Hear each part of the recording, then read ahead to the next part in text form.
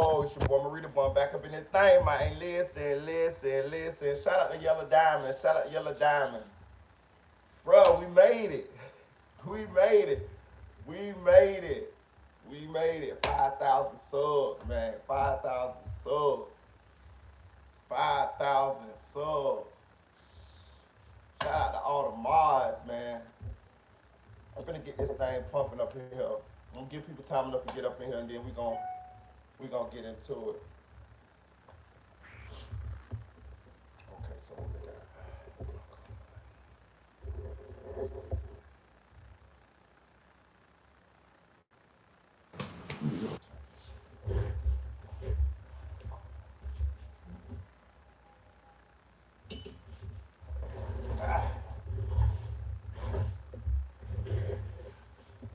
Hit that like button on the way in. It's a real end party. Straight up. Straight up though. Shout out to SLK, something like Clout TV. Yo, Inglewood. Appreciate it, brother. Brother. Boy, we made the 5,000, boy. Listen, let me tell you something. When I was working construction, and I made it to be foreman in like 6 months. It was quick. I made it foreman from like off a broom, right? And one of the superintendents came to me. He was like, "Man, you made it to be foreman, man. Congratulations. What you doing tonight? You celebrating?" I'm like, "Nah, me. I'm trying to downplay it, right? I'm excited as hell, but I'm trying to downplay it like it ain't nothing. Try to like play like, oh yeah, man, don't worry about it. I'm finna keep working. I'm just focused on work. Really, I ain't give a fuck. I want to celebrate that shit. But in front of the bosses, I was like, man, don't worry about it. It's nothing, man." Superintendent told me, I forgot what his name was, but he told me, say, listen. He said, I understand you got higher goals that you want to achieve. He said, but celebrate your wins. He said, celebrate your wins. He said, I don't give a damn how small they is. Celebrate your wins. I always remember when people give me good advice. You know what I'm saying? Things like that. So we celebrate tonight, goddammit. We celebrate tonight.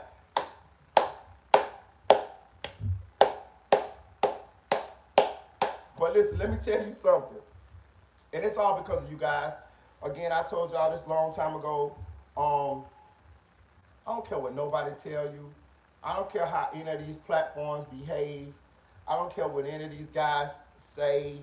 I don't care how you guys feel. I don't care if you guys feel like, like these guys on these platforms is so much this and so much that. Listen, man, let me tell you something. Let me tell you something, bro. Let me tell you something. And your boy Marita told you this, none of them people won't be shit without you. None of them. I don't give a damn how many thousands of millions of subscribers they got. None of them people that you watching will be nothing without you guys. I won't be nothing on this platform without subscribers. And that's without you guys. And that's the goddamn truth. And that's why I behave that way. That's why I behave the way I behave. Because I understand it. And I want you guys to feel, to understand, to know how important you guys are to me and to this platform. You feel what I'm saying? Other people, other places are trying to downplay how important you guys are. But they doing all, but none of what they got or none of what they doing, they would be able to do without you, the subscriber. You feel what I'm saying? So they can blow themselves up and puff their chest out all they want, but the truth is, they won't be shit on this app without you guys. So I just want to thank all you guys. Because you see what we celebrating, right? We celebrating having 5,000 subscribers. What's the key? What's the key in that? Subscribers. You know what I'm saying? None of this whole machine don't work without subscribers. So I appreciate y'all. Shout out to y'all, man. Thank y'all, man. You know what I'm saying? That's why I always give y'all the credit, bro. I always give all y'all the credit because it's the truth. It's the truth. It's the truth, man.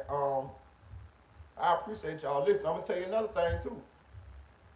That I learned, especially when you're doing it organically. Man, it ain't easy to come by subscribers. Some people are blessed.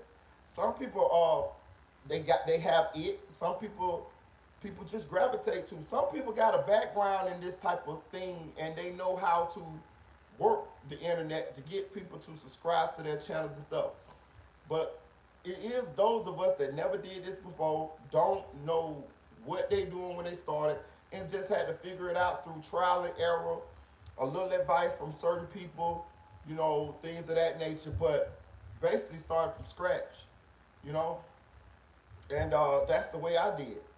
And I'm be honest with you, I done got frustrated at times, but let me tell you something. One thing I will say, it make me appreciate each and every person that subscribed to my channel. Even though some of you guys I don't know, because you guys choose maybe choose not to uh come in the chat, so I will know you or get to know you or will get to know you. But I appreciate every one of y'all, every single one of y'all. Listen, let me tell you something. I was just in the DMs talking to Kenny. Y'all ain't seen Kenny in a couple weeks here on the platform. Shit, Marita right in her inbox. Well, yeah, it's her birthday today. Matter of fact, well, yesterday. Happy birthday, Kenny. And I wish her happy birthday. You feel what I'm saying? Like I do shit like that. If you my subscriber and I don't see you in a while, and I got you on Instagram, I'm gonna jump in your inbox, in your DM, and see what's up with you. And that's why I tell you guys to follow me on Instagram. You know what I'm saying? Marita Boy 1, MERITABOY with the number 1 at the end. And also, you guys do me the same way. It's been times I've been going through shit. I be damn. Y'all will jump right in my inbox. Marita, where you at? What you going through? What's going on? We need your aid, And I appreciate that. Because that type of stuff, shout out to SLK. He say some people get lucky with clout for real.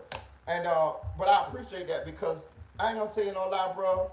Sometimes I do be going through shit, just like everybody else, and that's why I try to make sure everybody know I ain't no better than nobody else. I'm a regular dude. You feel me? Just like everybody else. Like niggas be trying to make it like they all this and all that. Man, let me tell you something, man. These people is regular people. We ain't idolizing nobody. Don't idolize me. I'm a regular motherfucker. You feel me? Just like you, y'all. I'm a regular person. If y'all see me in real life, nigga, I'm gonna be the same way, nigga. Y'all will love me in real life because I'm the same motherfucking way. You feel me? Like I'm the type of person, real humble, I'm real down to earth. I'm not stuck uppity at all. This is not an act. You know what I mean? Like this is not an act. I don't know how to act. You know what I mean? Like this is who I really am. You feel what I'm saying? I say what I really feel. You know what I'm saying? Like that's why when I was over there on that other channel over there, that shit just didn't. I understand why that shit didn't go how it went. I understand why it went the way it went because that shit wasn't me. That shit didn't feel right. I'm gonna show y'all something too. I'm gonna show y'all something because it's a lesson in all these situations. The hurt, the pain, the good, the bad. It's a lesson. All that we just gotta pay attention to it. So when that shit happened, where we had the little falling out with all them, right? It was meant to happen like that. It was for a reason. Look what happened. I should have already been over here focusing on what we was building over here. And when I mean we, I mean me and you guys together. That's what we should have already. I should have already been focusing. That's why I should have already stayed. You feel what I'm saying? And I wouldn't even never had them type of situations. But that was meant to happen too, so I could learn from them type of situations. So I could learn how to move going forward. You see what I'm saying? So I can learn on this, because it's my first time on this shit. So I can learn how to move. You know what I mean? Like me personally, I'm the type of person I like to get along with people and shit like that. But at the same time, this the internet, and I had to learn the internet full of drama. You know what I mean? Like it's full of drama. It's full of this type of stuff. You know what I'm saying? And everybody on the internet ain't real. It's kind of like when rappers say they get into the rap game and they find out that their favorite rappers ain't real and all of that. Yeah, it's the same way, bro. These people ain't real worth a damn. You know what I mean? Now I don't know about all of them because I'm here, but I'm saying it's similar saying you find your good and your bad, and that's what I'm saying. But if I had to give anybody advice if they want to do this, I think my best advice would be the same advice that Audio Crack gave me. You know what I mean? And I make sure. I listen to people. I talk, but I listen. You know what I'm saying? It may not seem like I'm listening, but I be listening. And I remember, audio crack told me like, Marita, you got your core group of people that you rock with. You don't need to be being friendly, buddy with everybody. You feel what I'm saying? And that's my advice that I would give somebody. And that's why I'm back over here, you know what I mean, where I belong at, where my people at, you know what I mean? With my people who support me. When I was over there doing all of that, I noticed that, you know, my views and everything was going down. You know what I'm saying? Now I'm back over here with my peoples. They was happy. They happy. They told me like, Marita, you back over here. We glad you shouldn't have been over there. You know, this and that. We knew it wasn't gonna work. Woo, all of that right there. The views going up, ain't it? You know. You know. It is what it is, though. Everything happens for the good in life. But tonight we celebrating 5,000 subscribers. I know some of y'all might catch it on the replay game. If y'all missed that last live we did, that thing did pretty good. We got like almost 3,000 views on that thing. You know what I mean? Like it was pretty good. You know what I mean? If y'all ain't paid attention, the views is doing well, man. The views is doing well. We doing good. We on our way up. We building momentum. And I appreciate you guys. I appreciate you guys for that. You know, I appreciate it. I appreciate it because I ain't gonna tell you no lie. I know I'm good enough at what I'm doing in order to be successful at it. There's no doubt in my mind on that. You know what I mean? It's not a doubt in my mind that I'm able to do this. Like I can do this. I know I'm talented enough or funny enough or can talk well enough in order to be successful at this endeavor that I'm doing. So we're gonna keep going. We're gonna keep going, you know. Even through the ups and the downs and all of that. I'm gonna tell y'all something. I thought about it. Of course I would have much rather not went through the stuff I went through. You know what I'm saying? The stuff with Scoom, the stuff with them two, you know what I'm saying? Or whatever else I went through on this app. But when I really think about it, that's how it happens here. This is the internet. Can you tell me somebody who's on the internet who ain't never went through nothing? This is part of Marita's story, you know, and none of it was fake. Some people be or making fake beefs and stuff like that. None of mine was fake. You feel what I'm saying? Like that all of mine was real stuff, you know. So when I thought about it, I was like, this is just part of the journey, Marita. You know what I mean? Like, you know what I mean? You still stand. This ain't even real life. Shout out to Audio Crack. You know, this is part of the journey. You know, you got to embrace it. This part of your story. You know, so it ain't even that serious. You know what I mean? Like, it feels serious when you be going through it, but once you realize this, the internet, and never let them see you sweat. You know, and you know how to let water roll off your back like a duck. You know, you'll be all right. You'll be all right. Stick to your people. Stick to your own, you know, what they call it. Don't go chasing waterfalls. You know, stick to the rivers and the lakes that you used to. You'll be all right, man. But shout out to y'all. Even I'm be honest with you. Shout out King AK-47. Me and he was hollering. I was in his Instagram live last night. He tried his best to put me up on the Instagram live, but I'm blocked off going live on Instagram because I think I posted something on Instagram and it was against the community guidelines or something, so they blocked me from going off. They blocked me from going live on Instagram, right? So I told him, I said, well, I'll mess with you. He said, well, I'm gonna go live on YouTube, Marita. You gonna come up? I was like, yeah, I'm gonna come up, man.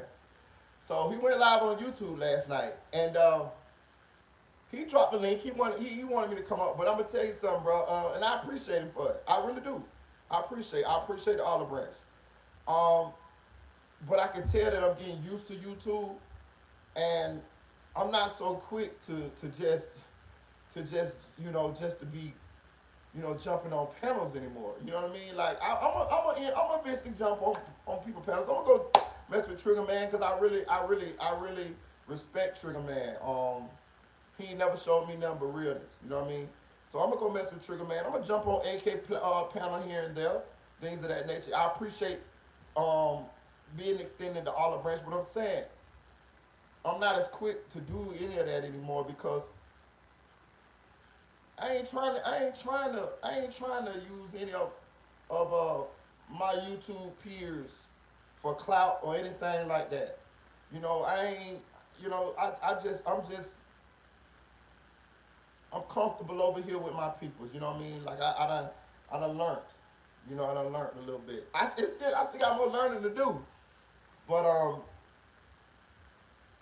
I'm getting there. I'm getting there. And with you guys' help, you know what I mean? Or with your guys' support, I'm telling you, we getting there, bro. Cause the views is showing it. You know what I mean? The views is showing. But tonight, on to celebrate our 5,000 subscribers, we got. We're gonna talk about the Lil Scoom murder. Man, listen, man, I've been checking out Lil Scoom interview. Man, did you know that DJ U interviewed Lil Scoom one day before he was murdered? Like Lil Scoom got interviewed like one day before he got murdered. That's crazy. And I ain't gonna tell you no lie, man. I've been watching Lil Scoom interview, man. I like Lil Scoom. Well, I liked what I saw of Lil Scoom. You know what I'm saying? Like, he was only 18, bro. 18 years old. Like, damn. Like, that's a baby, cuz. 18 years old. I know we see this a lot, but it still don't make it no less tragic, man. You know, I could have been his daddy.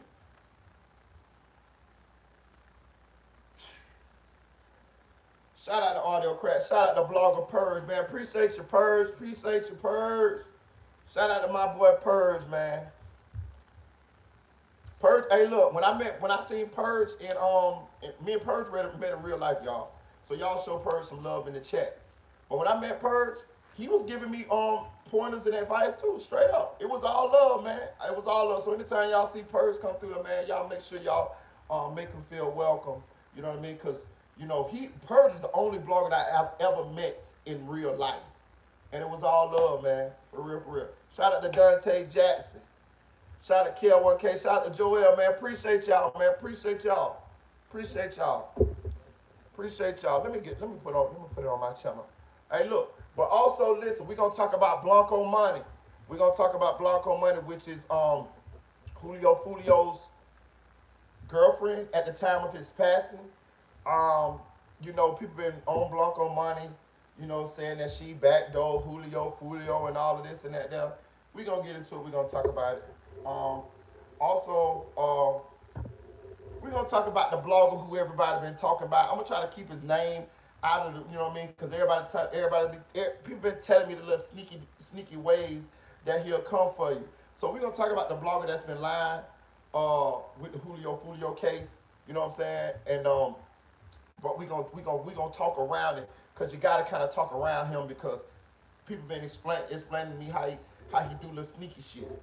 Also, we're gonna talk about the Hot Boys reunion, Hot Boy Turk, and I think people don't understand why Hot Boy Turk was not involved in the Hot Boy reunion. It's kind of deep, y'all. So we're gonna talk about it. Also, we're gonna talk about we got a little YNW Melly update. You know, we got a little YNW Melly update. You know, whatever. You know, listen, man. Y'all know my opinion, bro. My opinion is Melly is guilty. This is my opinion. Hit that like button on the way in. But they done pushed this boy trial back to September 2025. Hey, man. We're going to talk about it. I don't want to get out of the way. We're going to talk about it, though. But this trial been pushed back. We're going to talk about Sexy Red. We're going to talk about Duly. We're going to talk about the Kodak Black interview on Adam 22, the No Jumper. And if we got time, we'll talk about Stephen A. Smith because he was wilding. He been wilding out here. Shout out to Eddie. Appreciate you, Eddie. Hey, look, man. What's going on here? Okay, there we go. Hold on, y'all. Hold on. Yeah, man. But I appreciate all y'all, man. We is at 5,000 subs. Crazy. Look, and another thing. Spoon, suck my dick. Yeah. Yeah. Straight up. Pause. You know what I mean? For real, for real. All that fuck ass shit. Oh, Marita, he hating on Spoon. He hate because he was getting all these. He was hating on Spoon because Spoon was getting more views there. Well, that fuck nigga ain't got more viewers or subscribers than me, and I never was hating on him because of that. I never hated on that nigga at all. Fuck y'all mean, nigga. CEO mind, that marketing plan was me, nigga. I didn't want nothing but the best for that nigga. I want that nigga to grow up, nigga. Nigga, I promoted that nigga. I showed him about YouTube. I showed him how to use StreamYard. I called Vlad TV for that nigga. Nigga, I ain't got a hate bone in my body. The only thing that happened is what happened, nigga. I don't fuck with pedos. Nigga, that was it. Nigga, he could have killed the nigga and I would have still rocked with him, nigga. But that shit, I can't rock with. But for all of y'all that was talking about, oh, Marita hated him on he hated because he seen he was going past Marita. What is it? Pass me now. And I'm petty. Yeah, I'm petty. Yeah. But my bad, y'all. For real, I'm petty as fuck. I don't forget shit. I got a memory like an elephant.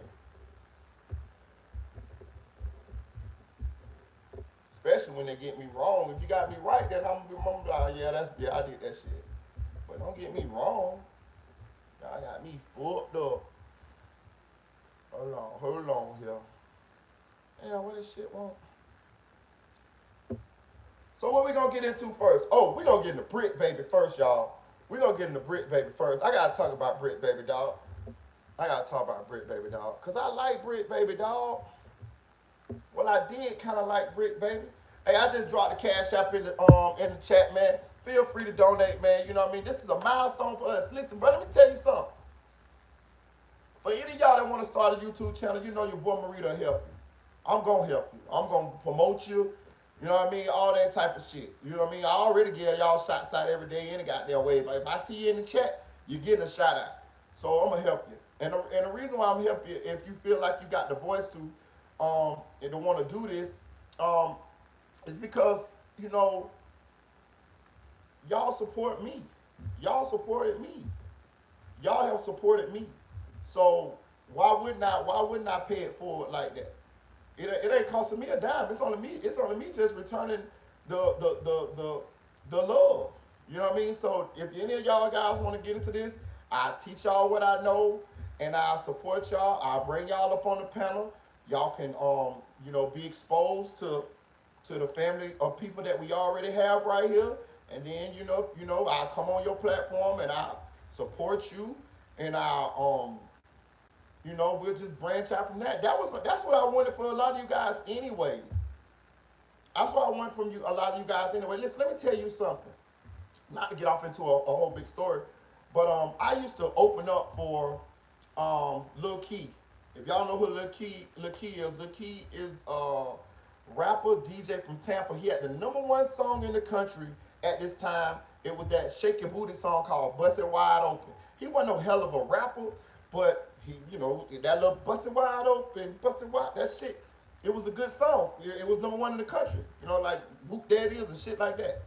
And I had a meeting with him. And my label and my managers wanted me to open up for him. I felt like I got a picture with him on my community wall.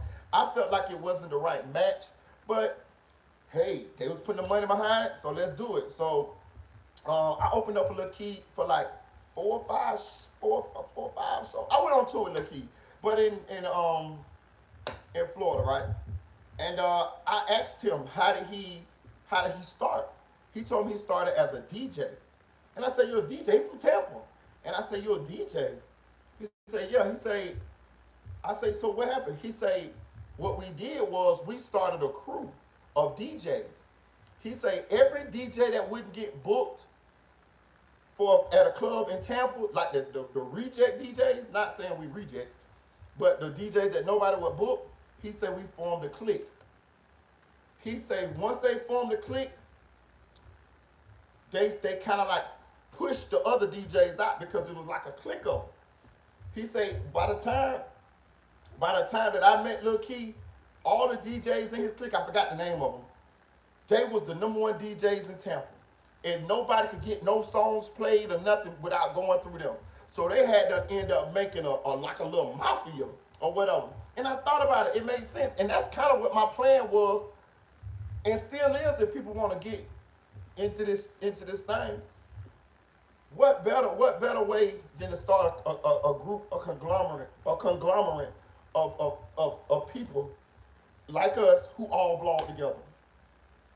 What better way to do it like that?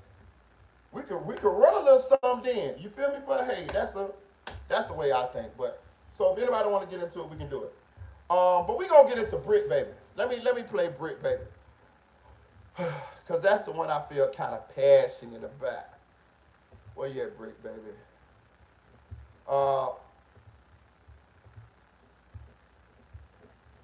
Bricc, baby, got into it with I don't even know how Bricc, baby, did this, but he did it.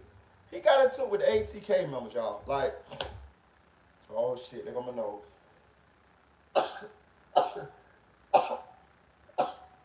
Excuse me. Bricc, baby, got into it with the ATK members, y'all. Like, for the life of me, I don't even know how Bricc, baby, keep getting into all this beef. And I was gonna really crash out on Bricc, baby, but I watched Hip Hop Buddha's video on shout out to Nephew for real. For real, I'm rocking with you too, Purge. I watched Poetic Flacco's video on Bricc, baby, and I decided to go a little easy on him. Hit that like button, y'all. Please hit the like button. Please hit the like button. Get the likes up, y'all. Shout out to Sweet Baby Strawberry. Hey, Sweet Baby Strawberries. I don't know if I ain't know if you caught my lie the other day, but I've been on your Instagram street, Baby Strawberries. You're a little freaky deaky girl. You got a little freaky deaky in you. Listen. I be on everybody's Instagram. I'm a lurker. It might be in the middle of the night, bitch. I'm like this him. You know what I'm talking about? I've been on your Instagram street, baby Strawberries. You got a little freaky deaky in you, girl. You're a very freaky girl. Don't take cut to mama. Don't you get Hey, shout out to Sweet Baby Strawberries. hey, for real. Hey, listen, we're going to get into it, and we're going to see what's up, Bricc, baby. Okay, where we got to go? I got to cut that one. And we're going to see what's up, Bricc, baby. For real. Okay, so I'm going to cut that one. Pause that one. This Bricc, baby. All right. Hey, look. You ain't do nothing, girl. You ain't do nothing. Be yourself, girl. Be yourself. Be yourself. But I've been on that goddamn Instagram like this. I went on that Instagram like this. Him. Hit that like button, y'all. Hit that like button. Hit that like button. Go follow my girl Sweet Baby Strawberries on Instagram, man. Hey, look. We're going to get into it with Bricc, baby, though. I don't know how Bricc, baby, keep getting into it with these people, bro. Bricc, baby, got the most beefs. Bricc, baby, got more beefs going on than goddamn... Shit, who? Shit, I don't think nobody got more beefs going on than goddamn Bricc, baby. Hey, them Bricc, baby. But he done got into it with ATK members, man. He done got it. Listen. Sometimes I think some of this shit be clout chasing moves, bro. When you really want to think about it, it seemed like if somebody got too much attention, then other people attach themselves to the shit so they can be in the algorithm, so they can be in the beat, so they can get some of the shit. This shit crazy, bro. People be fighting over like. People be fighting over attention, bro. You know what I mean? Real shit. Shout out to Anonymous Ones. Yeah, man, we made it to 5,000 subs, man. Please donate to the channel, man. The Cash App is pinned, man. We made it, bro. Made it, mom. I need that laugh. Hell, I've been a refugee through this hurricane. Oh, man, sorry to hear that. Listen, go on, apply for that. Get you some of that FEMA money, Sweet Baby Strawberries. For real, FEMA, FEMA gonna break it off for y'all up there in Houston. You know what I mean? But I'm sorry you got to go through that. Now y'all know what we go through here in Florida. But y'all listen. We finna listen to what Bricc, baby, had to say. He banned the ATK members from coming to LA. And I'm gonna tell you something. I'm a Florida boy. Shout out to Eddie. Listen, he banned the ATK members from coming to Cali, but I'm a Florida boy. And I was listening to some of the stuff Bricc Baby was saying, and some of the stuff Bricc Baby was saying it was kind of off. So I'm gonna just politely set Bricc Baby straight real quick here on some of the stuff he was saying because he sounded crazy a little bit, a lot of bit. Hold on. Thank you. Point blank period. So they don't want to hear all that tough ass. Second of all, Jacksonville ain't nothing but this big. I done been check my resume. Hold on. Been to jail. He said Jacksonville ain't nothing but this big. Bricc Baby, let me tell you something, homie. When you be talking, bro, you gotta kind of like know a little bit more what you're talking about. Jacksonville is actually the biggest city in the United States. This is fact. Look it up. Jacksonville is bigger than any city in the United States. Per landmass, Jacksonville, right? So he said Jacksonville ain't never this big. You're a motherfucking lie. Jacksonville is the biggest city in the United States of America. This is fact. I would bet my life on that, nigga. So you say Jacksonville ain't never this big. You came out better saying that about Orlando, bro. You know what I mean? Like, but not Jacksonville. But I understand you might don't know. But let's keep going. Listen to what he say. Right there in Jasper Jennings, on the hood, Hamilton County Jail. Been there. Come on, bro. Hold on. Let's listen again. Jennings, on the hood, Hamilton County Jail. Been there. Hold on. Jennings, on the hood, Hamilton County Jail. Been there. Come on, bro. Stop playing for I hire. So he said he been in jail at Jacksonville, Jasper Jennings, Hamilton County Jail. Can somebody tell me what county Jacksonville is in? He's very famous. Everybody know it. Duval. Everybody knows that. Everybody knows that.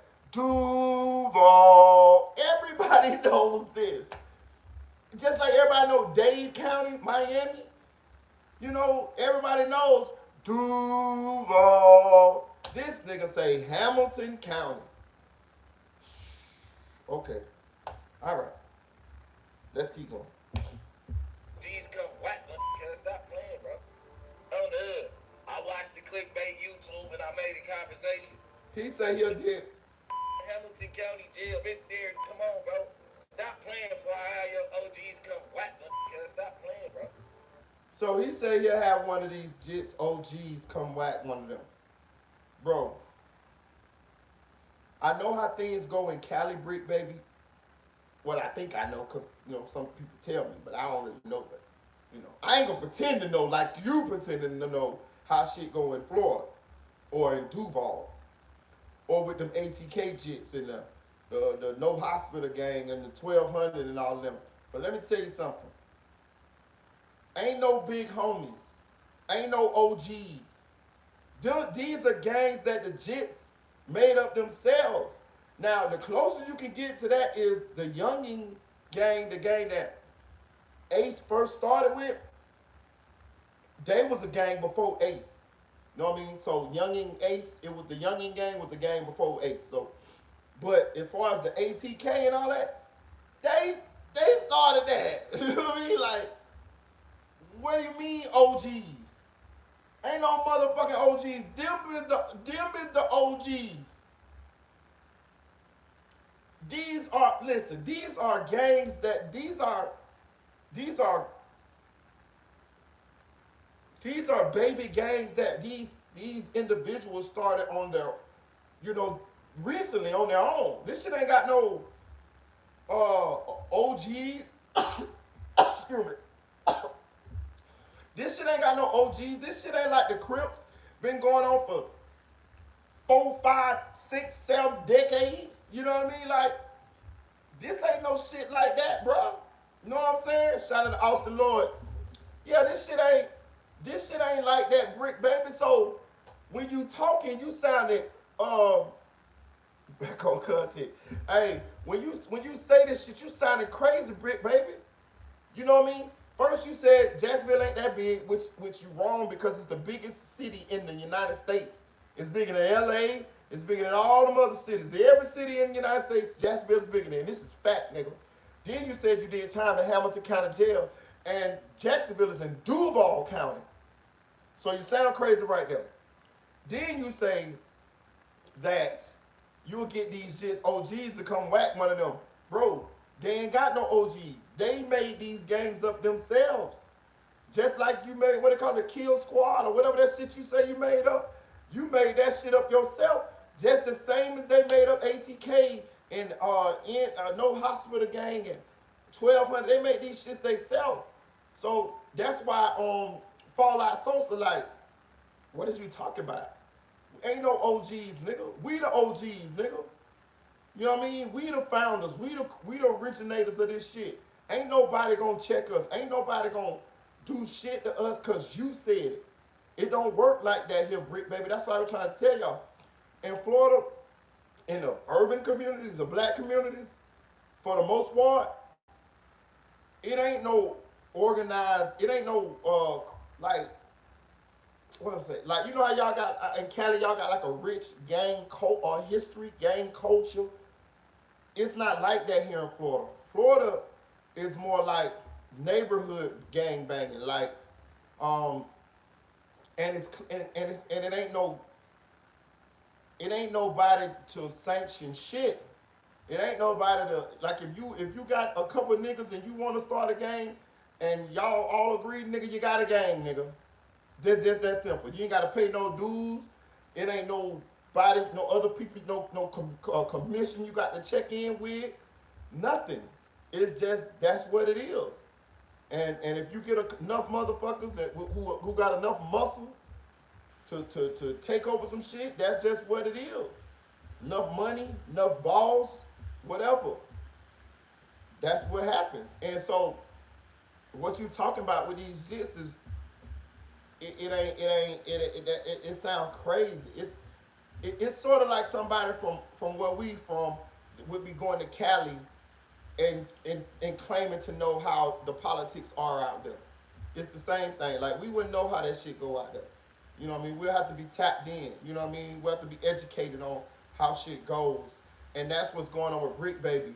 He's not educated. He don't know how it go out here. He's just capping off at the mouth. But he sounded crazy as fuck. Because the way things work out west is not how they work out east or south or in Florida. Trust me, I'm from Florida. I'm telling you what I know. All of these gangs, these niggas made them up themselves. All these gangs, these niggas made them up. They said the gang Glock 9 and all of them they made them up themselves. Even the little gangs, that we called ourselves in when we was out there, we made them up ourselves. You know what I mean? Like, so you sound crazy. I'm gonna tell you another thing too.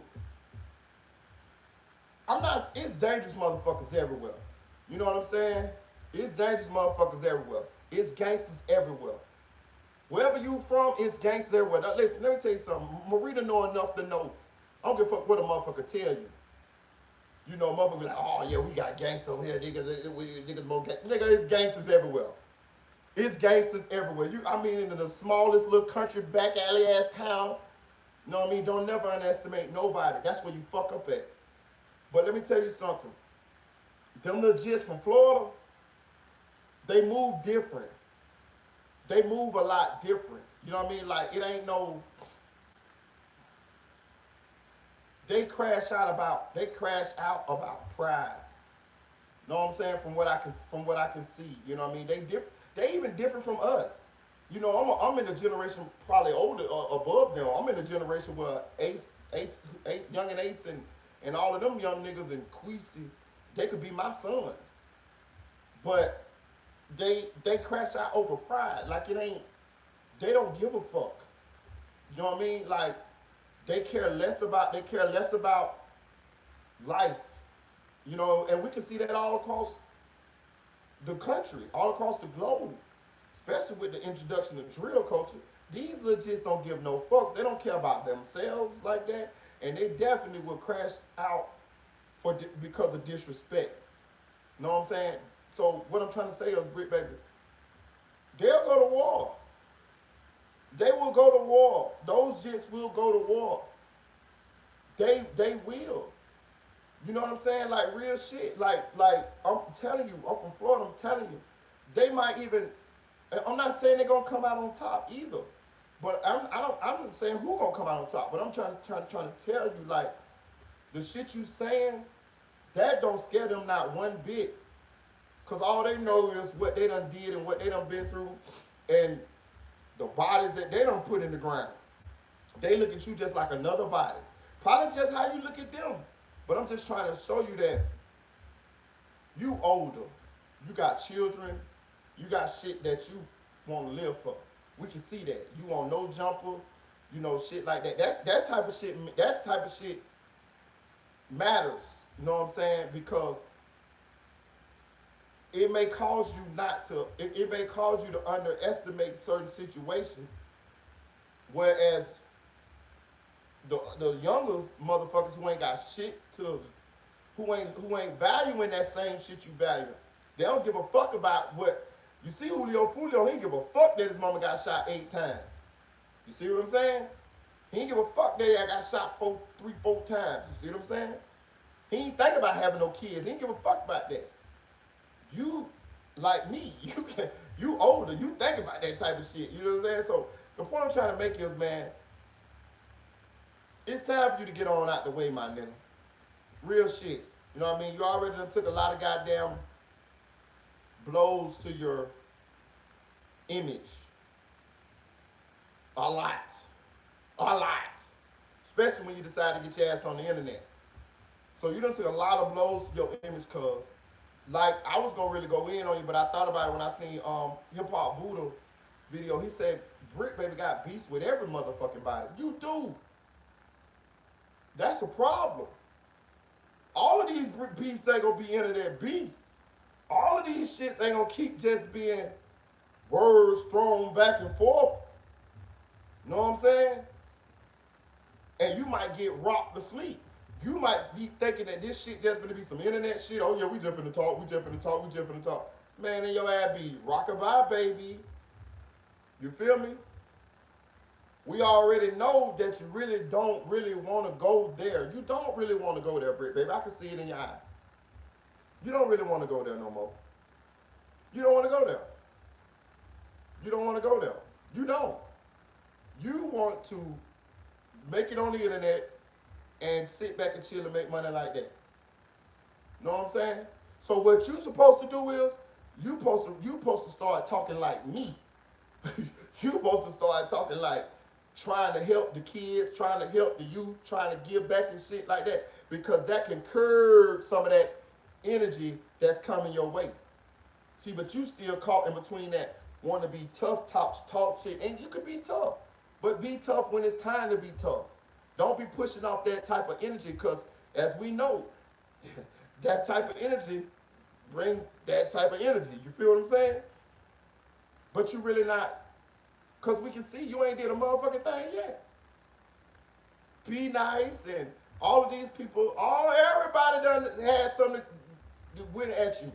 And you ain't did a motherfucking thing yet. But talk.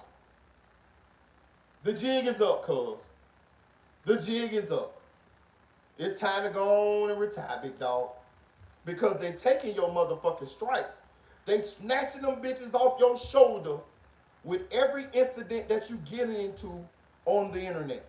Because I looked at you a different kind of way. But in the last 3 months, I look at you another kind of way. That's your fault. You put yourself out there for that shit to go down like that. A lot of this shit you started on your own.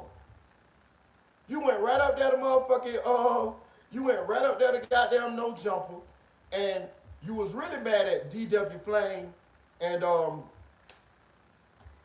other nigga for making goddamn content on you. But instead of you addressing them who you were sitting right beside, you got mad at the security. What kind of punk ass move is that? You got mad at the security, got your ass up, went down there, said something to security, then P Nice did whatever he did. Some people say he yoked you up, whatever. He put his hands on you. They got that shit on camera. You lied and said he didn't. Whether he choked you, yoked you up, or whatever, he still had you pent. You know what I mean? Like that's like you a grown man, my nigga. Then you run around here talking about he did it, he's my friend, but at the same time, P Nice talking about nah, nigga, I yoked you up, and you still talking about nah, he's my friend, he did it for my brother. What? I have never seen a nigga say a nigga is their friend, but the same nigga who say is your friend is simultaneously saying, nigga ain't your friend, nigga, I yoked you up, nigga, I asked you what you said about the hood. You was taking up for the nigga while the nigga was dissing you. If that ain't some soft looking ass shit, that's what I'm saying. You wouldn't have had to go through that. Had you not took your ass up there to no jumper and got mad at the security when you really was mad at DW Flame though, that would have never happened. If you wouldn't have took your ass up, if you would say something to Adam 22 or stop being on no jumper or whatever it is, every time he starts saying this homosexual shit, we wouldn't look at you crazy. You out there talking about P Nice sent you, Adam say P Nice sent a picture of his man parts, and you talking about is his P Nice? What? I'm just going through a couple of the things that made me look at you different, that you put yourself in. And here go another one. Leave these motherfucking jits alone. I don't know if it's a clout chasing move and you just want some of the light because you see that the ATK jits is the hottest thing popping off right now, and it's content or whatever. It could be. But that ain't no place for a gangster, my nigga, or a street nigga, my nigga. Know what I'm saying? Like, you ain't supposed to be fighting for the light. You supposed to sit back and chill, and if your shit good enough, you're gonna get views anyway. You know what I'm saying? I'm just saying. I'm gonna listen to a little bit of this nigga. We're gonna keep on going. Shout out to Eddie Nash. I watched the clickbait YouTube and I made a conversation. But guess what? Ella don't gotta go to Florida.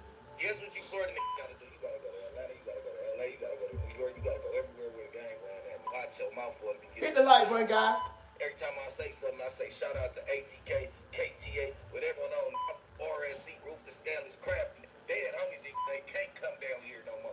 Ain't none of you down here for BET, Grammys, anything, till you clear that shit on the internet, nigga, we spanking you. Dead homies. Y'all done seen the program, y'all done seen the demos, 4K. Stop playing. Think you gonna come record this down here you signed to? We'd be at your CNC so fast. And that ain't even Ace, it's the other one. Allow social responded to Bricc. Bro, Bricc baby had an opportunity out this world, bro. Like real shit. Bricc baby, bro, I'm just be real. I'm gonna show you how he squandered it, bro. Just from the outside looking in. You know what I mean? Bricc baby had an opportunity to become the face of his game. Real shit. He's the most. Even if he wasn't the leader, he had the opportunity to become the face. Cause he on the internet, you know. He on the internet. He who we see. That's a powerful position that he could have parlayed into something else. But now you turn it into like you making them look bad, bro. Like and it's listen, I'm gonna tell you, you know what it's getting to? It's getting to where you're going to either have to say fuck this internet shit and make an example out of somebody that may cost, and it might cost you to lose your life or it may cost you to lose your freedom. But that's what it's getting down to. You allowing your image and your gang's image to take so many hits publicly till you're going to be forced to, I ain't gonna say crash out, but you're gonna be forced to redeem yourself. You're gonna be forced to make an example out of somebody, or either they're gonna make an example out of you. I'm just saying, one of the two. You got to do something after a while, bro. You can't keep letting all these situations just happen. You can't keep calling out your clique, your gang, but ain't nothing happening on the dead homies, on the hood, on the this. Somebody head got to be on the hood. You got to put somebody head right under that motherfucking wall after a while, or your head gonna be on the wall because you the one who keep staying in these situations. Maybe the internet ain't no place for you. That could be true too. I will say this, like, I really don't think the internet's a place for real street niggas who actually active in the streets. I don't. It's not a place for you. If you active in the streets, like real deal, like you the real deal, this ain't no place for you. Cause it's gonna be motherfuckers hiding behind keyboards that's gonna be um getting at you. And they come in waves. It's just so many of them bitches just come in waves to where uh you may end up you may end up getting tricked off your square. You know, because it ain't the same rules on the internet as it is in the streets. Motherfuckers can say what they want to say to you on the internet, and it's up to you whether you crash out and how you handle it. And it might just be a little white boy who's sitting in his mama's basement eating peanut butter and jelly sandwiches all day. I'm just telling you. This is what I learned. Hit that like button, y'all. We at 5,000 subs, bro. Let's see. From Duval, and then you got Northern. Hold on. Your old what OG you gonna get to whack us? It's all out sauce. This ain't Cali. Ain't no politics. Ain't no man. Your goof ass don't old ass. Old ass. And I beat your old ass. I smush your old ass. And I beat your old ass. What you talking about? Hit that like button. Talking about he got locked up in Hamilton County. We from Duval County. It's Hamilton County. We from Duval. And then you got no name up there like he's standing beside you or saying, stop all that clickbaiting. What you doing? I guess if you need some clout, troll us, man. I guess if you need some clout, troll us. That what's going on. My dog. Hey, Sweet Baby Strawberry say they don't think fat meat is grease. Boy, you got to be from the South. Boy, that's what my mom used to say, though. Straight up, though. Straight up, Sweet Baby. They don't believe it. Went number one back to back. Now my dog lost 6 homies since Julio died. You clickbait. Then he lied and said he watched some clickbait shit. That's where he get it from. Well, show the world what YouTube said. We lost 6 homies. I haven't seen that. You was the only I ever seen see that. You was the only say that. Now you gonna get us smushed, and now we can't come to LA now. Cause my dog getting big out here. Now you need some clout. Now we can't come to LA. Like, come on, man. I guess you just got that's just gonna stop everything what we doing and come get us. Like, come on, man. Stop that shit, bro. You ain't got that much rank out here, bro. See? You ain't even did enough. See? I'm gonna say this and I'm done with Bricc, baby, bro. Bricc, baby. You just let a jack you up in front of your daughter, bro. Like, really drag you up in front of your daughter, bro. And your daughter gonna be able to see that video for the rest of her life. You see? She always gonna go back. Her friends gonna tell her about, your daddy got jacked up in front of you when you was a kid. Play with me in front of my daughter. Is that gonna be dead than Julio? If you still hear it on man. You see what I'm saying? Listen, bro. Let me tell you something. That's Fallout Sosa that was talking. And that's what I'm saying. Like, don't think that them jits is not telling the truth. Like, I'm just saying, bro. I'm just saying, Bricc, baby. Like, them just mean what they saying. And you kind of out of pocket, G. And did you hear what he said? They saw you get jacked up. They saw you got, well, whatever. P Nice put his hands on you. You see how this is a problem? Do you see how this is a problem? for you. Because now, as we know, we from the streets, bro. That type of shit, I'm not saying you got to do, I'm not saying you got to do nothing right now. I'm not saying that. But examples got to be made at some point. I'm just saying. That got physical. He physically touched you. Examples got to be made. And I'm not promoting no violence here on this channel. I don't got a dog in this fight. I don't give a fuck whether you don't do nothing or not, personally. I'm just telling you the position that you in and how you got there and what you need to do either to stop getting in these situations or what's going to keep on happening if you go, what's going to happen if you keep on getting in these situations. And I'm telling you how the world looking at you and how they was looking at you. You know what I'm saying? You tripping, cuz, on the dead homies. So, man, I hope everything worked out for Bricc, baby. We gonna move on. But since we talk about ATK and Julio Foolio, we gonna stay on that a little bit. So as we know, a blogger who shall remain nameless has been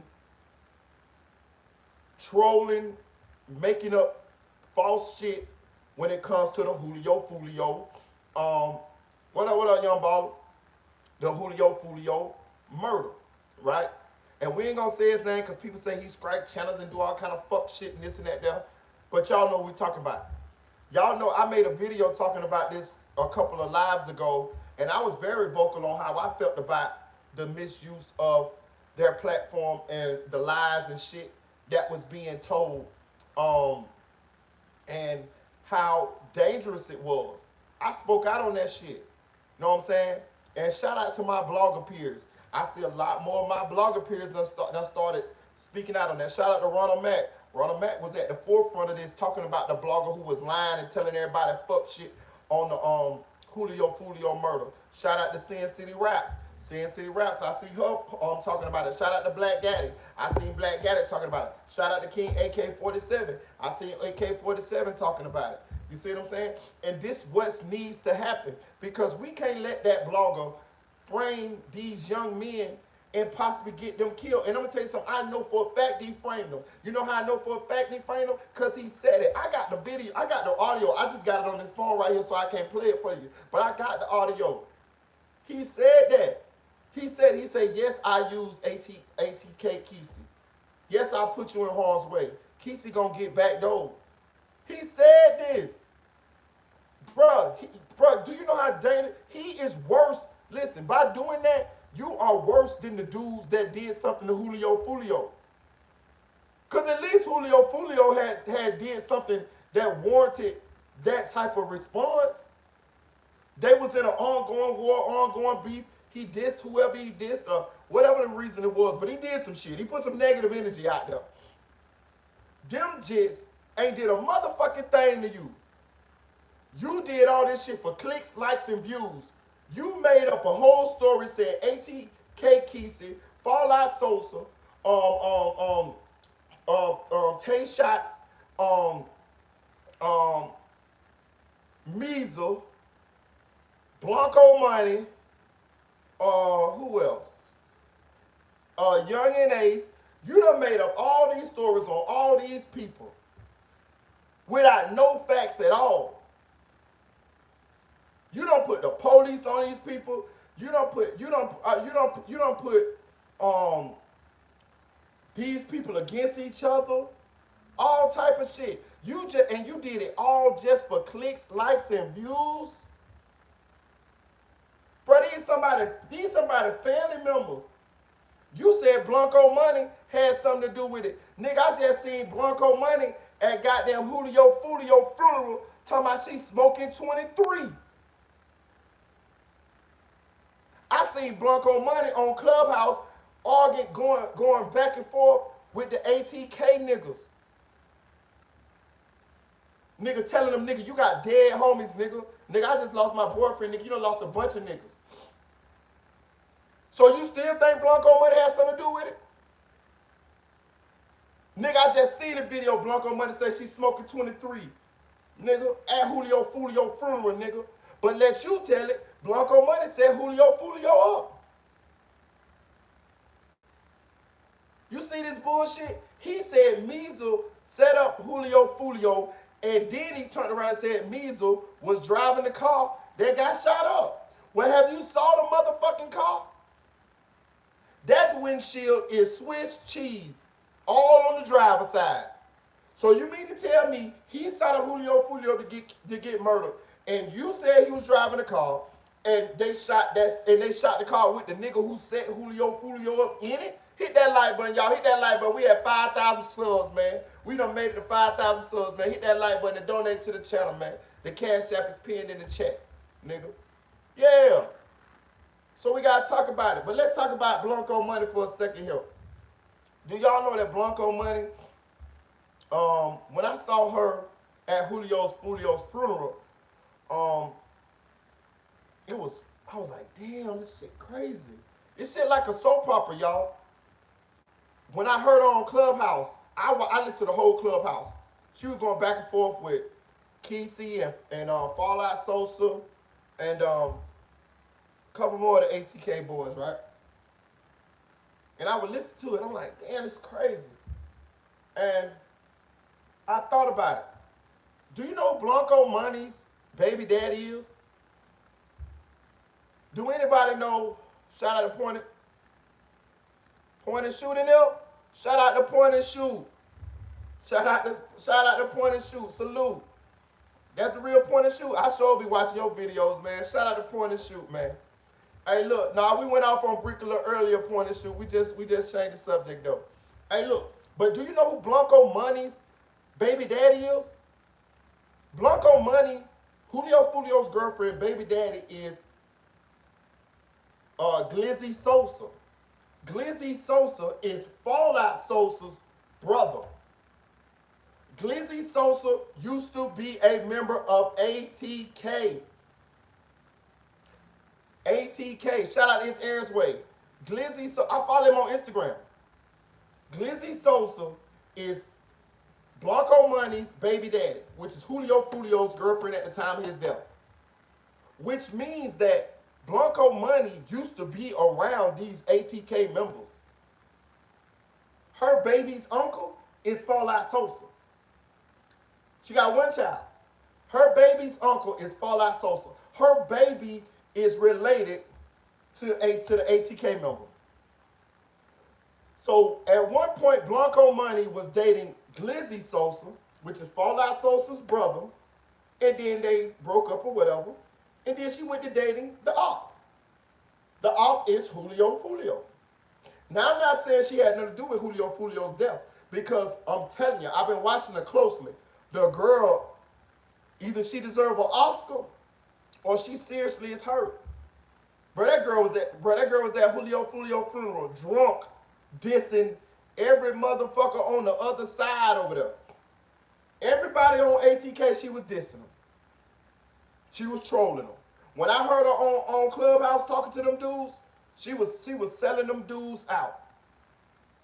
So unless she motherfucking Meryl Streep or whoever, one of them actresses that won the Oscar, I think she legitimately just happened to have a baby by an ATK member, and excuse me, and it didn't work out, and then she started going with Julio Foolio. And I think that she definitely is mourning, from what I can see, she definitely is mourning the loss and the death of Julio Foolio. She definitely had feelings for Julio Foolio, cause she talking shit to them boys. She talking shit to the to ATK members. She telling them, y'all need to leave me alone before I tell it. And I don't think, and I see bloggers saying this too.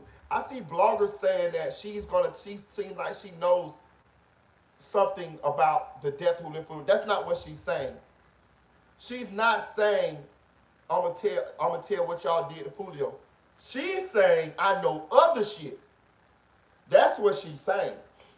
And she's threatening to the ATK members and telling them, stop trolling me, leave me alone, or I'm gonna put it out there. And them niggas saying like, hey man, tighten up. You know what I mean? What you talking about? You tripping. They talking to her like, they know her, and she talking to them like she's not afraid of them, y'all. She's not afraid of none of them ATK members. I'm not saying she shouldn't be, but she's not afraid of them because when I look at the dynamic, she know them. Her baby daddy is a former ATK member, which means she used to be around them all the time. She probably knew 23. She knows them.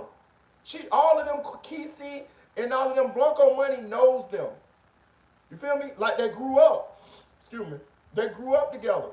Shout out to David. So shout out to Smitty G. So she's not afraid of them. And I'm not saying she shouldn't be, but I see how she interacting with them.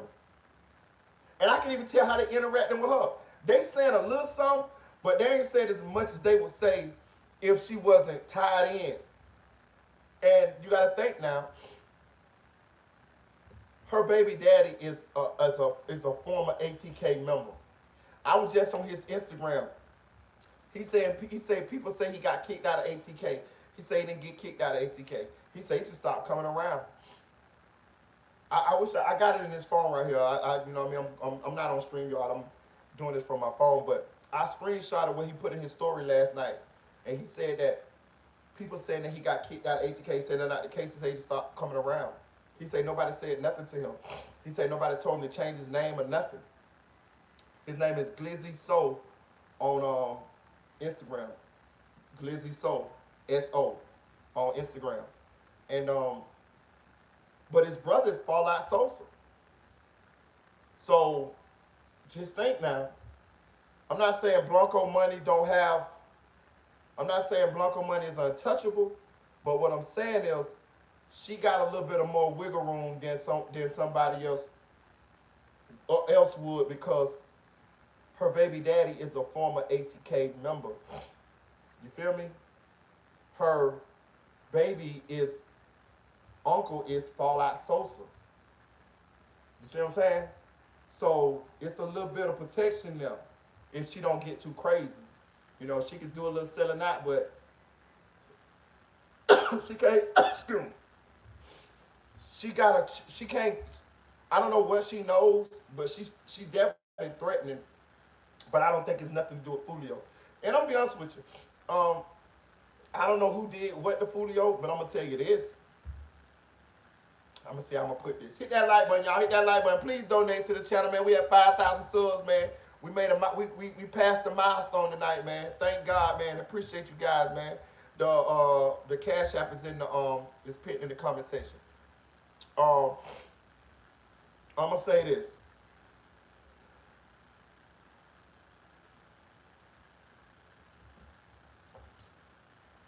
I'm trying to figure out a way to word this, y'all. You gotta be careful how you word shit. Hit that like button. Hit that like button.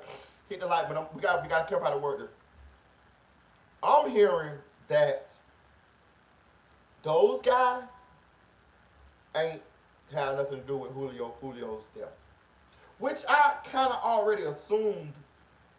Once I seen them going back and forth with the blogger that shall remain nameless, the blogger that's been lying on them boys, the blogger that's been trying to frame them boys for this. But yeah, I'm hearing those guys that had to do with it. I'm hearing the guys that had something to do with it, people know who they are. Do I know who did it? No. I don't know who did it. I ain't gonna even sit here and tell you no motherfucking lie. I don't even know who they saying who did it. But I know people who saying that they know who did it. And did I ask? Fuck no. I didn't even ask. All I wanted to know was was the ATK boys involved? And they told me no. That's all I wanted to know. So I don't know who did it. I stopped my questions right there. And we'll see if the police make an arrest or however this thing shake out, that's what we'll go with. But I'm hearing that those guys did not do shit when it came to the Julio Foolio situation. Not in this situation. Now, it might have been other situations that, they might have tried to get his ass out of here. But not in this case. You know what I mean? So, shout out to David. They say matter of time before this shit goes south for real. You heard about Nene Brooks. Shout out to Kel1K. That's the girl who did the shit, allegedly set up the Scoom, right? That's what you talking about. That's what you talking about. So now when y'all see me on live, or y'all be hearing me on there, y'all be hearing how my nose and shit be. Y'all know it ain't motherfucking. Yeah, bitch. Y'all now y'all see. I told you these sinuses be a motherfucker, bro. Tell you. Real shit. But them guys push that button. Don't take a rocket science to figure out who behind that. Hey, I want to say something too. Shout out to Sin City Raps. Y'all go subscribe to her channel. She said some real interesting shit on her live. I think it was last night or the night before last. She said that we also know that those boys are in Houston, right?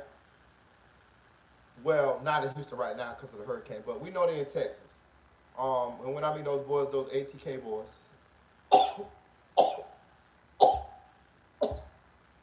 we know they in Texas, or were in Texas, and we'll probably be coming back to Texas, right?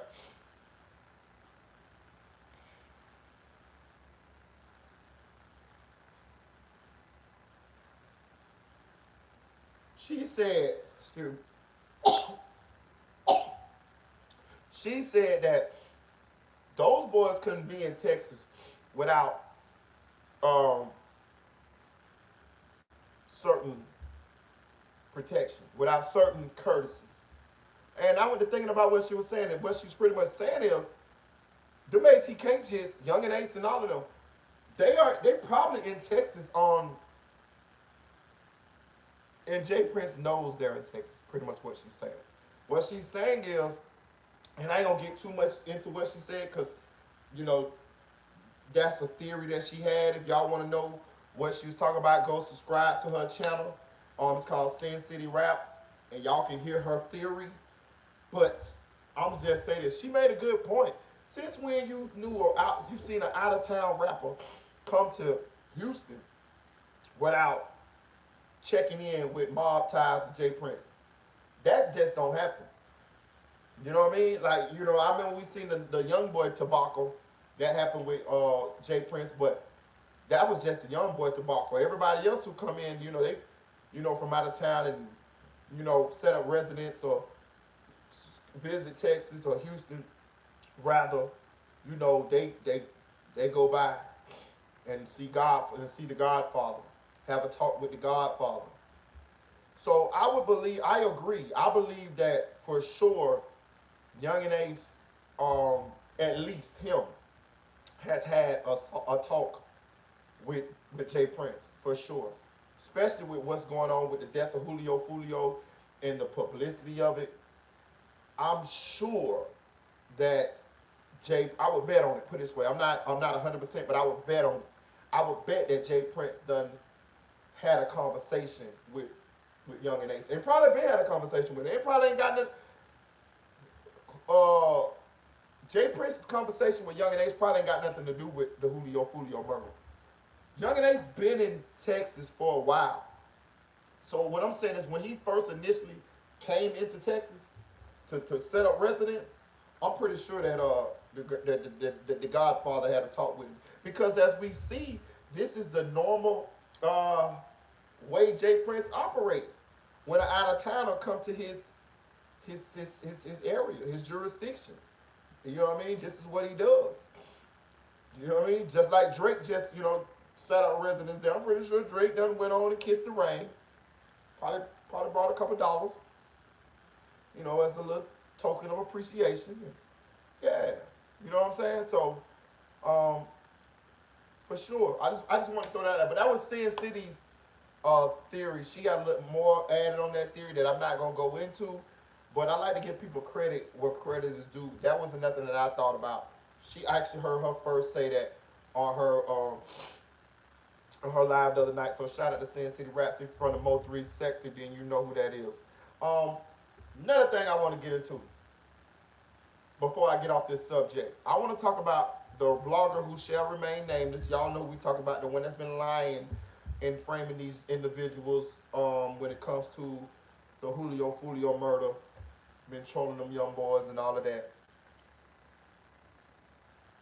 He's crashing out, y'all. He's crashing out. What he's doing is no different than what Julio Foolio did or any other drill rapper or whatever did. He's so jaded. He's so jaded. He's so blinded by the lights. He's so um, high off of clout till he don't see the path that he's on is leading to destruction. It's nothing but negativity. It's nothing but negative energy he's throwing out 24/7, 7 days a week, all day, all long. All day, all day long. Making enemy after enemy after enemy.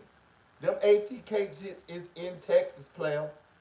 They just dropped this man's location to his house. You know that, right? See, I be paying attention. I just, you know what I mean? But, hey, you don't want to listen to old Marito. I'm telling you where this shit going. He's crashing out. He's so fucking jaded. So he don't think this could end in him getting hurt. He think that since he keep the light on these young boys that the police watching and that nothing can't happen to him. That's a motherfucking lie. You'll get your shit fucked up. You'll get fucked up right in front of the police, nigga. I'm telling you. You can't never underestimate anybody, and I think he underestimating these young fellas. He keep getting caught up in this bullshit, and he's thinking that I think he rocking himself to sleep. You know, because he done been in so much of this internet shit till he feel like, ain't not gonna happen to me. He got a couple guns. He done post them and this and that though. But no, bro. You can't keep. The more of these situations that you get into, the more likely it is that you're not gonna come out on the good side of these situations. So you got to limit the amount of these situations as much as you can that you get into. And that's in life. You know what I'm saying? It's just like a soldier who keep going to war. Every time a war pop off, he let me go. Yeah, let me go. Well, eventually he ain't gonna come back. That's just the same thing. You know what I mean? But he don't see it that way. I'm telling you what he doing. Shout out to Randy. Yeah, shout out to Smitty G.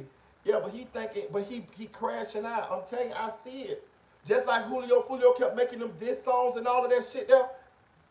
The dude doing the same shit. But he doing it for clicks, likes, and views. And for fake clout. Nigga, we know you buying views, nigga. We know you buying views. Everybody know that. Cut off the comment section. You got 100,000 views, but you done cut off the comment section. You know why? Because goddamn it, you ain't got but 50 likes, 50 comments in that motherfucker, and we know that shit don't match. You ain't got no money to buy you got to buy the comments too. You know what I'm saying? Like, it's fake clout, it's fake status. That's why I appreciate you guys. That's why I appreciate every subscriber, every like, every view. You know why? Because we did it organically. And I'm sitting right here and I can tell you how hard it is to, you know, it makes me appreciate it. But how hard it is to gain a subscriber or to get to the level of some of these guys have achieved organically. You know what I mean?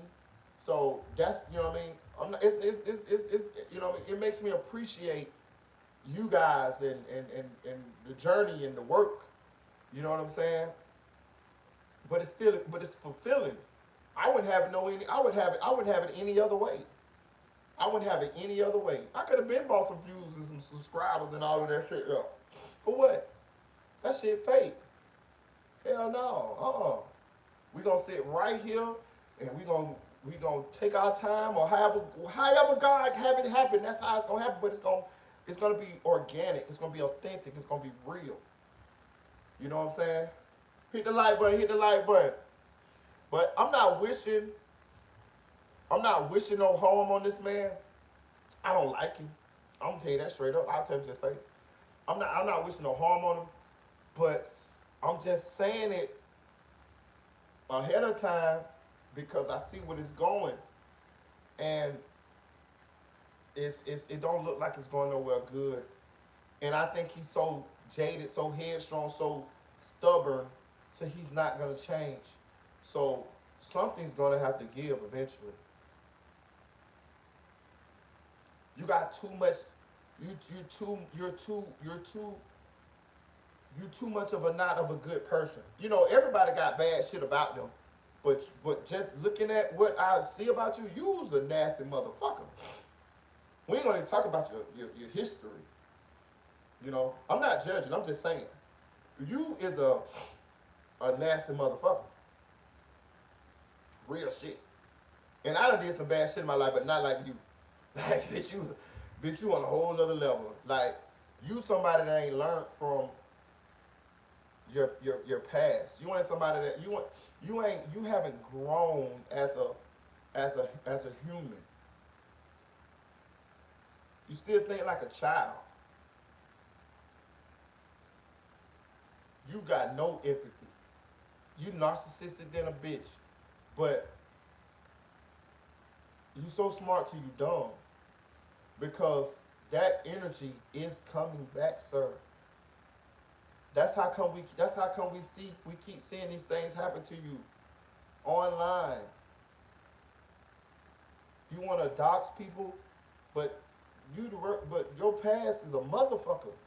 Like like what you gonna dox? Tell it, the average motherfucker you dox, you gonna do but tell their address, tell their name, social security, whatever, whatever.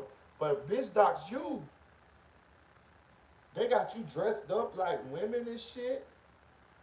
They got your paperwork where you got all these crazy ass charges and shit. You tripping, homie. Like, you supposed to be the nicest motherfucker in the world. But hey, man, that's you, man. You ain't nothing I say go. I already done psychoanalyzed you. Nothing I say gonna change you. Know what I'm saying? Nothing I say gonna change you. So, hey, man, do your shit, man. Do your shit. Hit that like button. Appreciate you, Eddie. Get your head, get your motherfucking body, Eddie. Get your body. Hit that like button. Hit that like button. We finna move on though, man. We finna move on. I just want to hit on that. What we got on the docket? What we got on the docket? We gonna get into YNW Melly, man. We gonna get into YNW Melly. We know y'all like YNW Melly over here. We gonna get into YNW Melly. YNW Melly. What we got here? We gonna get into YNW Melly. I'm gonna blow my motherfucking nose, bitch. This bitch about that chair. Damn. Oh, there go the bullshit. Okay, there go.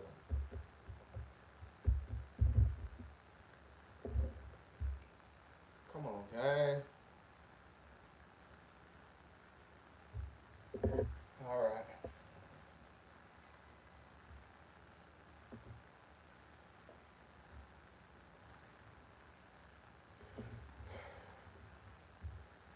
We're gonna do the Melly content real quick.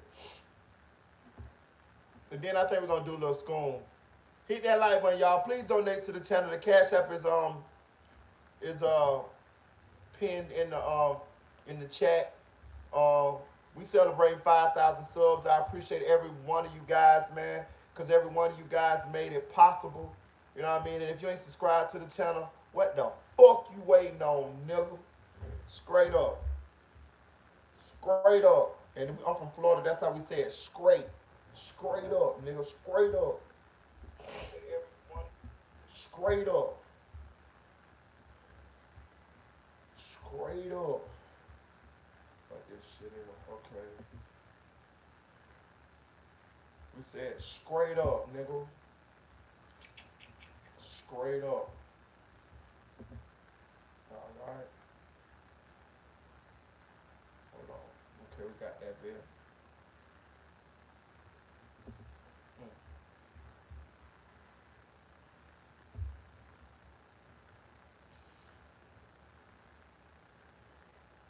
I blow my motherfucking nose. This bitch just tingling.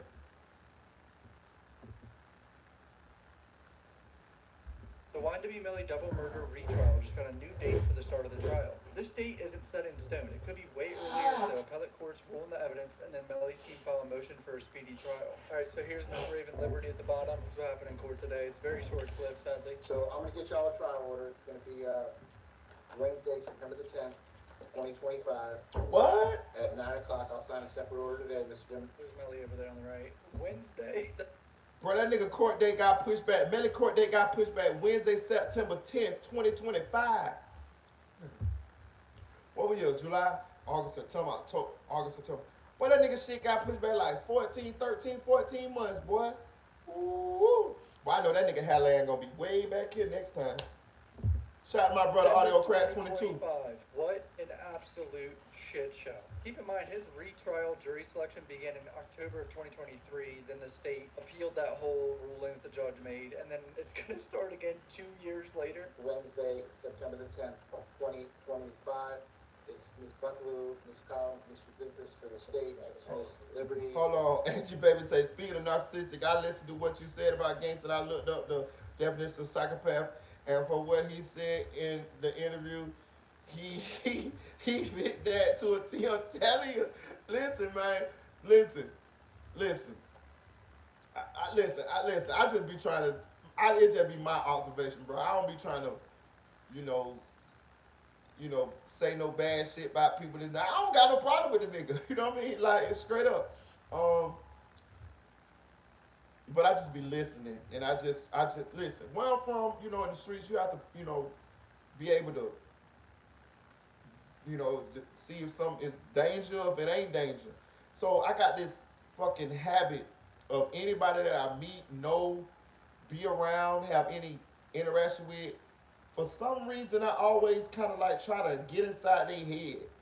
You know what I mean? Like, and they don't even know it. I do it to everybody. It's everybody who I've ever talked to, I've done it.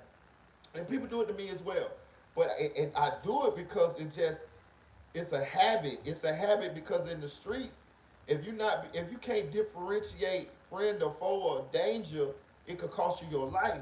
So what we do is we talk to people, listen to people, interact with people, and we assess the level of danger that comes from said individual. And I even do it with people that I don't know. Like I can listen to somebody on TV or something. If I get enough of what's going on inside their brain, I can guess.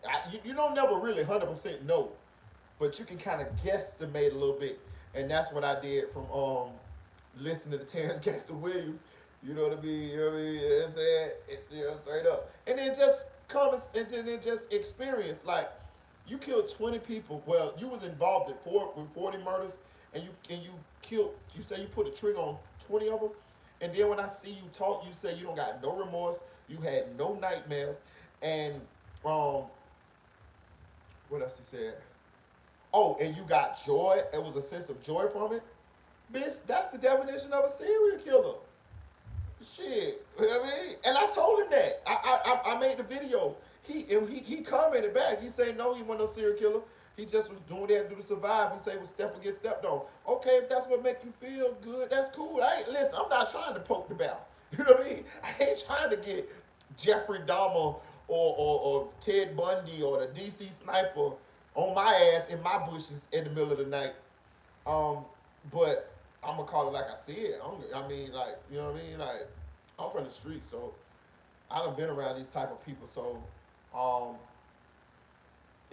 not afraid of that. You know what I mean? Like, I'm not afraid of people who kill people and shit like that. You know what I mean? Like, we grew up around that shit. I'm so desensitized to that shit. That shit don't, you know what I mean? Like, I seen niggas kill a lot of niggas and they end up like Bloodhound and Jeff. You know what I mean? It's just whoever gets the ups. You know what I'm saying? Like, but I respect him. I respect him as a man, but it don't matter. That shit don't matter. But I agree with you, Angie, baby. Call in the meanwhile, and then if something changes about that, I'm sure you all will let me know. So Portland Henry, the bottom of page 5 is set for trial September the 10th, 2025 at 9 o'clock at the same date and time as Mr. Devins. I'll sign a separate order today. Hold on, y'all. Dressed for trial. They said Cortland Henry, hit that like button. They say Cortland Henry Portland, YNW Portland is set for trial the same day as Melly. Listen, let's back it up. We're going to back it up here. Because y'all know what's one thing about us, we be on that Melly shit here. And I want people to, in case I forget, I need you guys to, be like, yeah, Marita, that's what they said. Where my girl T.N. Bowens at? You all will let me know. So Portland Henry, the bottom of page 5 is set for trial September the 10th, 2025 at 9 o'clock at the same date and time as Mr. Devins. I'll sign a separate order today, but he's going to be dressed for trial. The Mr. Devins case in the top of page 10, which is the new tampering case. So Cortland Henry and Melly trials is set for the same day. Is that what I heard, y'all? Is that what I heard? I just want to, make sure y'all help me out here because I be forgetting shit. Marita, do you hear when he said his first hit was on a nigga that old Birdman money? What you think about that? Oh, I ain't really hear that. I heard him saying it was a bird. I seen the title where he said he was Birdman's hit or some shit, but I ain't never watched that video or whatever. So I can't give you a real opinion on that audio. I ain't watch it. You know what I mean? Hit that like button though. Hit that like button. Hit that like button.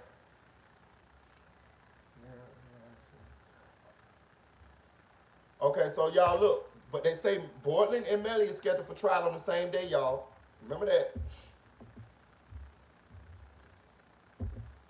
On the call, December the 5th, 8:45 a.m. On the bottom of page 10, Portland Henry, that is the tampering case. In that case, I'll delete the September 27th status that Judge Murphy previously set. I'll give that case a counter call December the 5th. So he's pushing back Portland's tampering date till December. Melly's tampering, let me see. This shit kind of complicated. I need some help on this, y'all.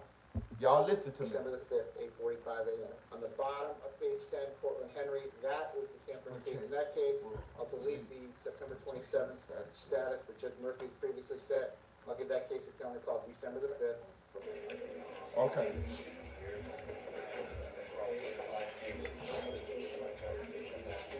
Yeah, he said, I think, okay. Bro's always smiling every time, in and out of court. Alright, so now Melly's mom talks about... Bro, let me tell y'all something, bro. If y'all ever been in jail and had to go to court from jail, I have. Where you be shackled and all of that shit. Let me tell you something. That is the worst way to go to jail or go to court. They wake you up really early in the morning, like 4 something in the morning. You know what I'm saying? Maybe a little earlier, depends on where your jail is and how far they gotta take you. Some like when I went to court in Bartow, yeah, Bartow, Polk County. I was in the Polk County. Was that Polk County jail? No, I was Sarasota County Jail is across from the street from the courthouse. So they have a tunnel from the jail to the courthouse. So they can walk you to the courthouse. So you can get up a little later with that.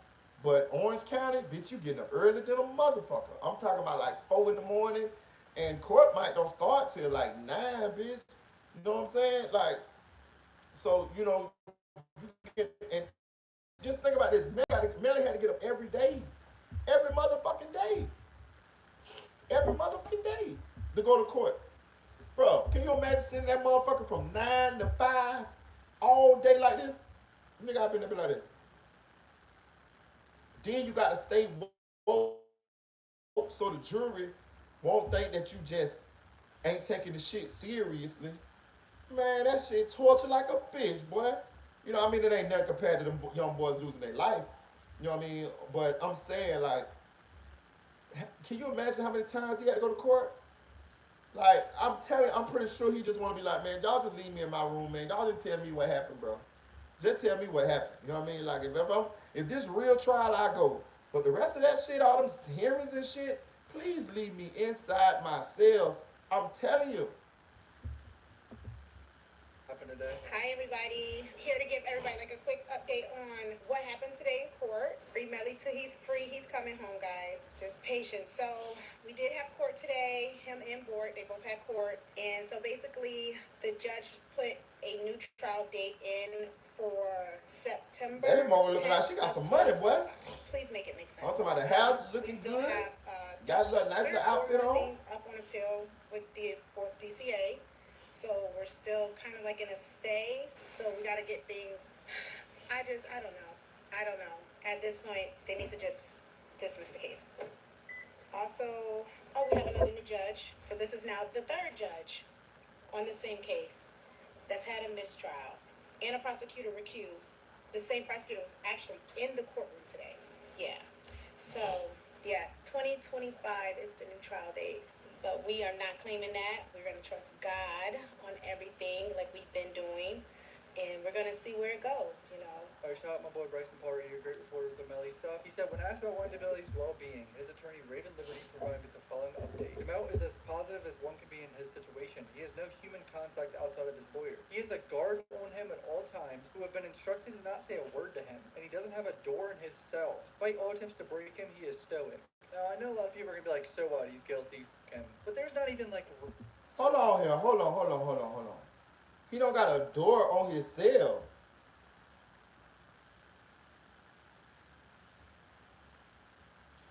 Get in the comment section and chat. Let me know what the fuck, what.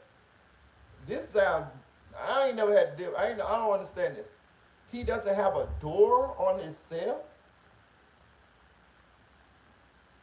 Let me rewind this real quick here. I got to understand this. Despite all attempts to break him, he is stoic. Now, I know a lot of people are going to be like, so what? He's guilty. Hold on, I got to understand I this. shot my boy Bryson Party, a great reporter with the Melly stuff. He said, when asked about YNW Melly's well-being, his attorney Raven Liberty provided with the following update. DeMel is as positive as one can be in his situation. He has no human contact outside of his lawyer. He has a guard on him at all times who have been instructed to not say a word to him. And he doesn't have a door in his cell. Despite all attempts to break him, he is stoic. Now, I know a lot of people are going to be like, so what? He's guilty. But there's not even like...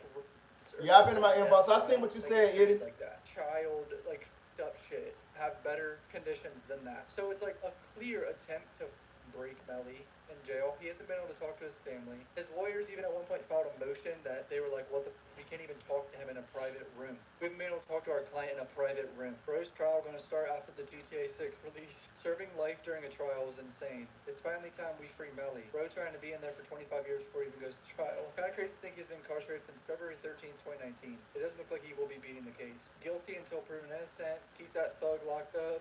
Just get this over with. We know he did it. How he know he did it. Keep that thug in jail. They milking this case. See, it's like 50-50. So that's pretty much all the update for this. I can't believe I'm still making videos on this trial. Like, legit, I made videos on this trial. Okay. So Joel say, shout out to my boy Joel. He say, supposedly he's in a dorm by himself. Okay, so yeah, I done been in an open bay dorm. Not by myself though. Or when I was a trustee, I've been in an open bay dorm.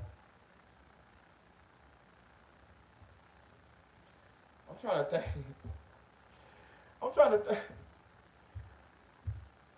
A dorm by himself? That's kind of wild, ain't it? Because normally, right, in jail, space is a premium, right?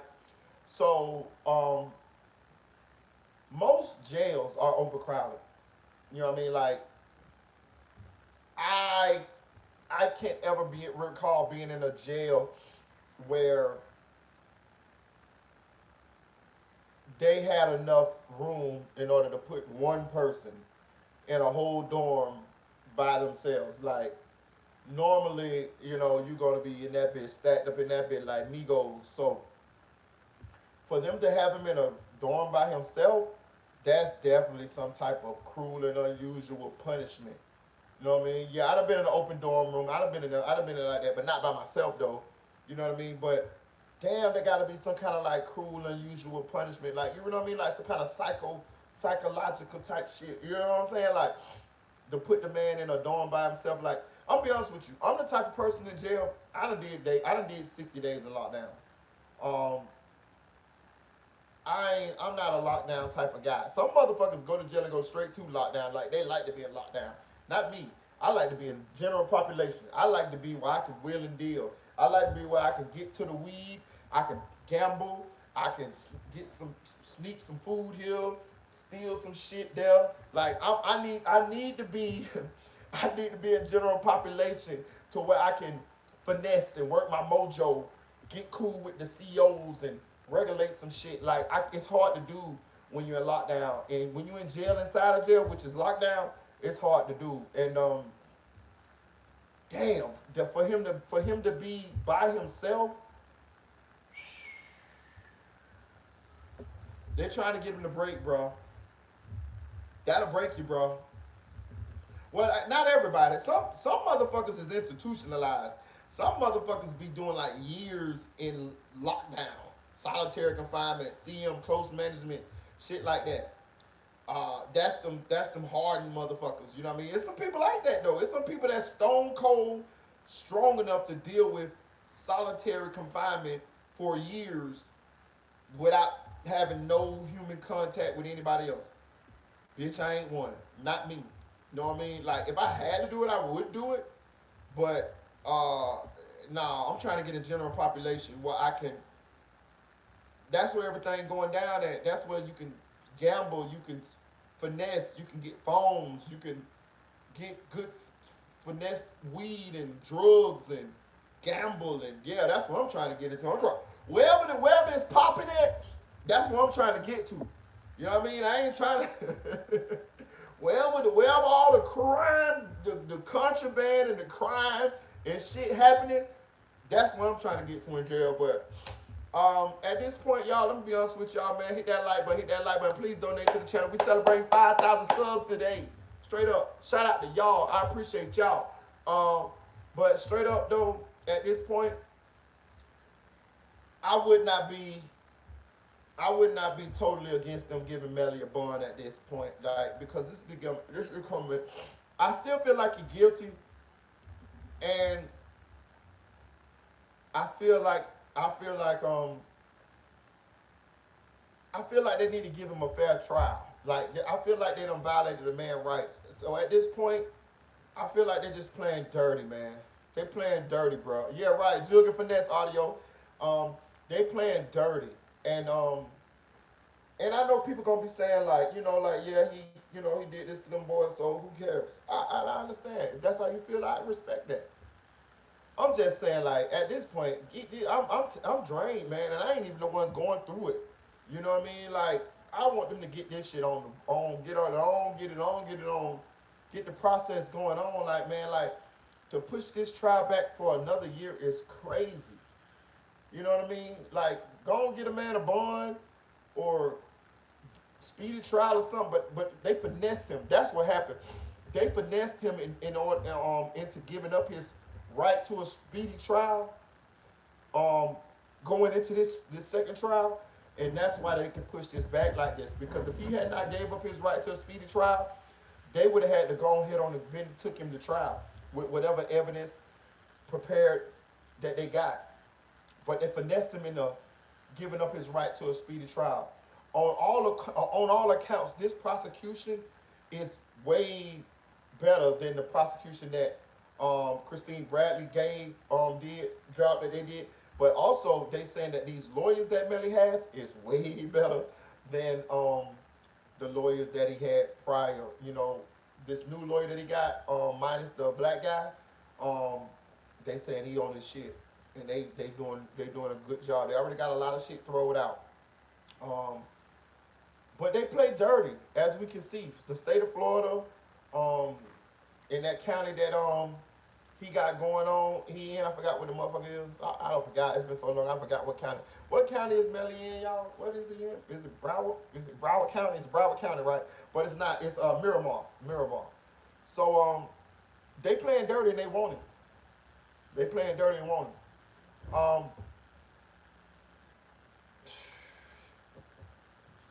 I feel like they might come with Melly with a plea. What y'all think, y'all? They pushing this bitch back so they come. You know what I mean? They can come up with a plea, ain't they? They gonna come to Melly with about 20 years. I'm telling you, they gonna come. Listen, just think now. If they stalling him out, they stalling Melly out. They stalling Melly out. He been in jail for what? Not 2000 and what? 18.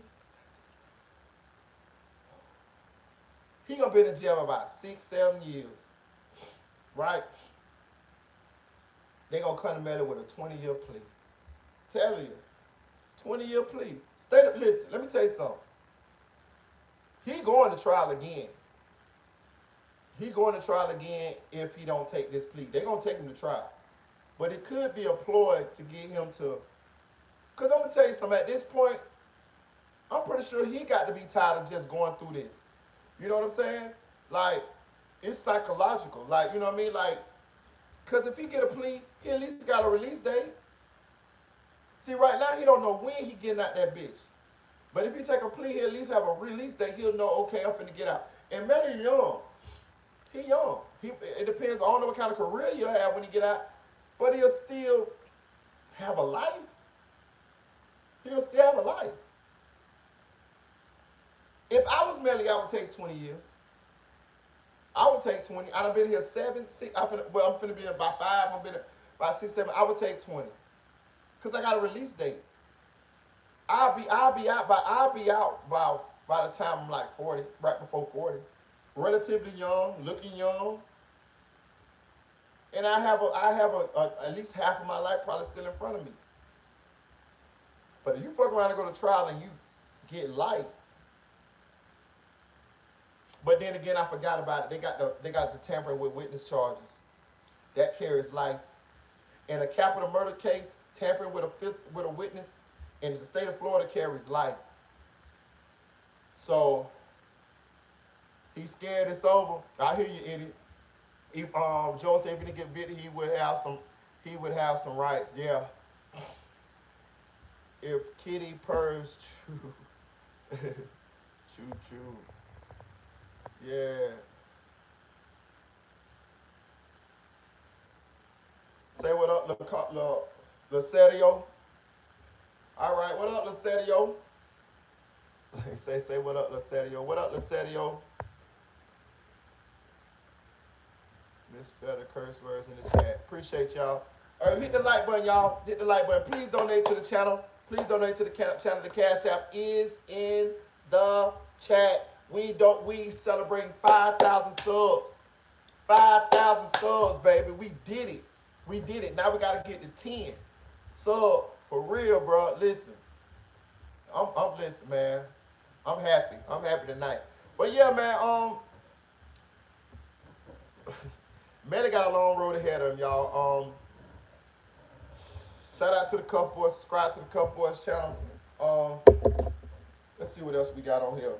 I wrote down a little, what's the name, y'all?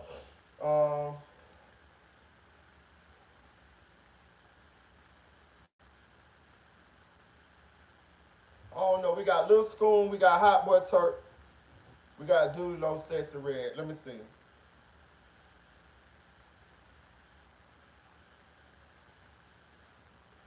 I'm gonna go to Lil Scoom. We're gonna do Lil Scoom, y'all. We're gonna do Lil Scoom.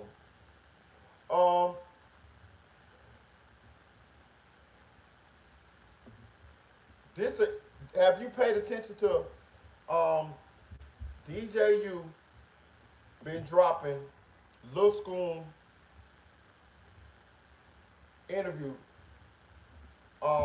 every day?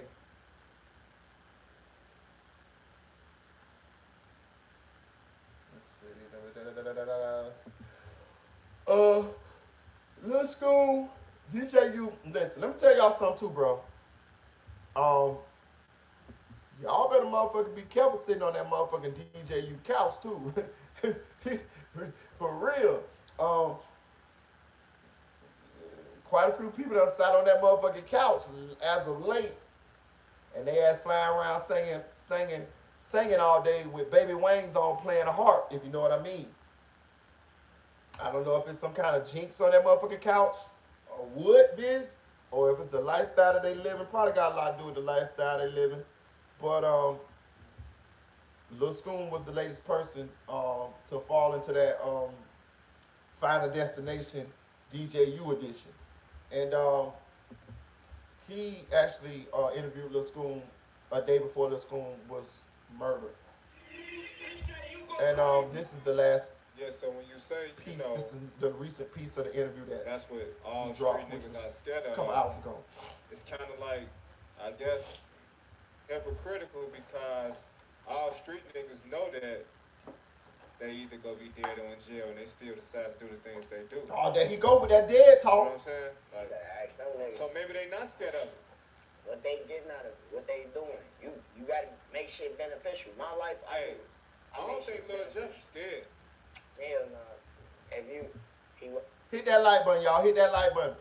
Listen, when y'all get to that motherfucker, if y'all ever go to DJ U, he go to talking that dead talk.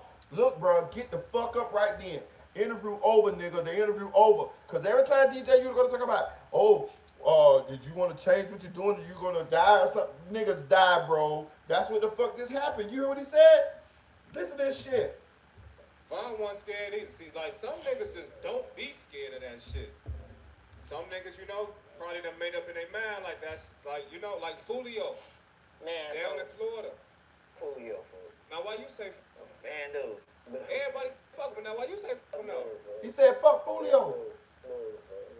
Now y'all ass up. Now y'all ass together, bitch. Just, dude, he like, that's like Doug all over again. Dude, Damn. that's it, bro. We don't know them, gang, so I ain't gonna lie, if I don't know you, but your ass a goofy, just keep gang. He was just doing, I just hated this, like, the Damn, goofy Lil shit he Scoom. doing, bro. Like, silly goofy shit, like, you just chasing that shit. Go sit your goofy ass down. And got up with his goofy ass. What up, LeRon? Shit, it is what it is, folks. That ass won't got white, folks. In the words of Mansky, on my cousin Greg, his ass got white. Good on my cousin Greg. Damn. Well, I ain't never my see this point was part. he knew, you know, the way he was living his life as a street nigga. You know what I'm saying? He was either gonna be dead or in jail. But you say the same way you feel about Foolio, you feel about FBG Duck too? You can't, man, all GDs, bro. Oh damn, you GDK? Yes, to the bone, bro. Okay. I even told my daddy that, bro. He GD? Him, gang. Your daddy GD? Yeah, fuck, man. Man, GDs, don't even talk about them. Fuck, them Damn. niggas is damn bad. Like, that shit. Like, boy, that shit. On my cousin, this shit, prayer, my shit, talking about that goofy ass, bro. Damn. Damn. Man, we can't even be GD around me, bro. Damn. Oh, my cousin. Man, I heard. nah, focus. I just seen some shit on Instagram about a nigga dissing the whole 63rd, all type of shit talking about some woo this. They only been online because after Von died and shit, bro. And he was really tweaking me with that shit, bro. And it's like, for real, bro. Like you was agreeing with him? Nah, I don't agree with it, bro. I don't fuck with GDs my damn self. Oh, okay. So, that shit just look weird throwing up GD.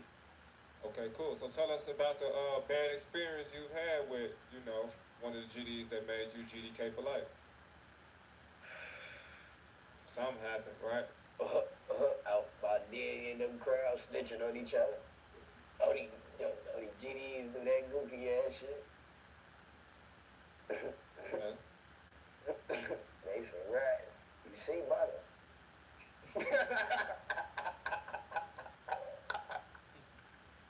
That should tell you right there. Don't be GD on my cousin. You see, look, game, folks. That should tell you right there, folks. Yeah, alright, but I ain't got nothing to it. Fuck the GD, that's it. Damn. And now, as small as this world is, as small as this city is, you know what I'm saying? You told us earlier that your blood sister Man, she got a man, folks. is FBG Butter's girlfriend. You know, we know Tati at DJU. She be here all the time. That's your blood sister. Yeah, folks. Damn. That's her doing that goofy ass shit. She wanna talk to that goofy ass nigga. She wanna look goofy as hell. That's her. I don't give no fuck. She grown as hell. That's my big sister. You wanna do that goofy shit, go ahead. Now you walking around with this broke ass nigga, and you proud. I don't know if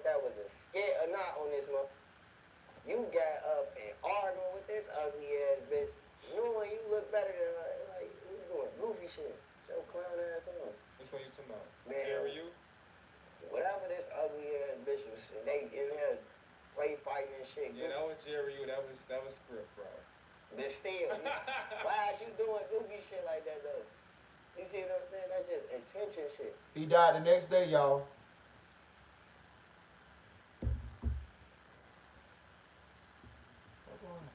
The nigga died the next day.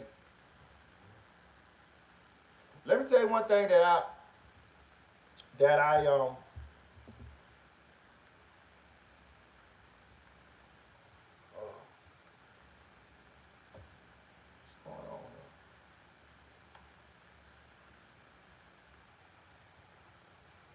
See what I'm saying? That's just attention shit.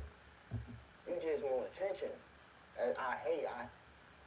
Let me tell you one thing. You know I'm big on karma. We talk about karma here a lot on this channel. But let me tell you one thing that I'm really learning, and I gotta get better at it. Is power in the tongue, boy.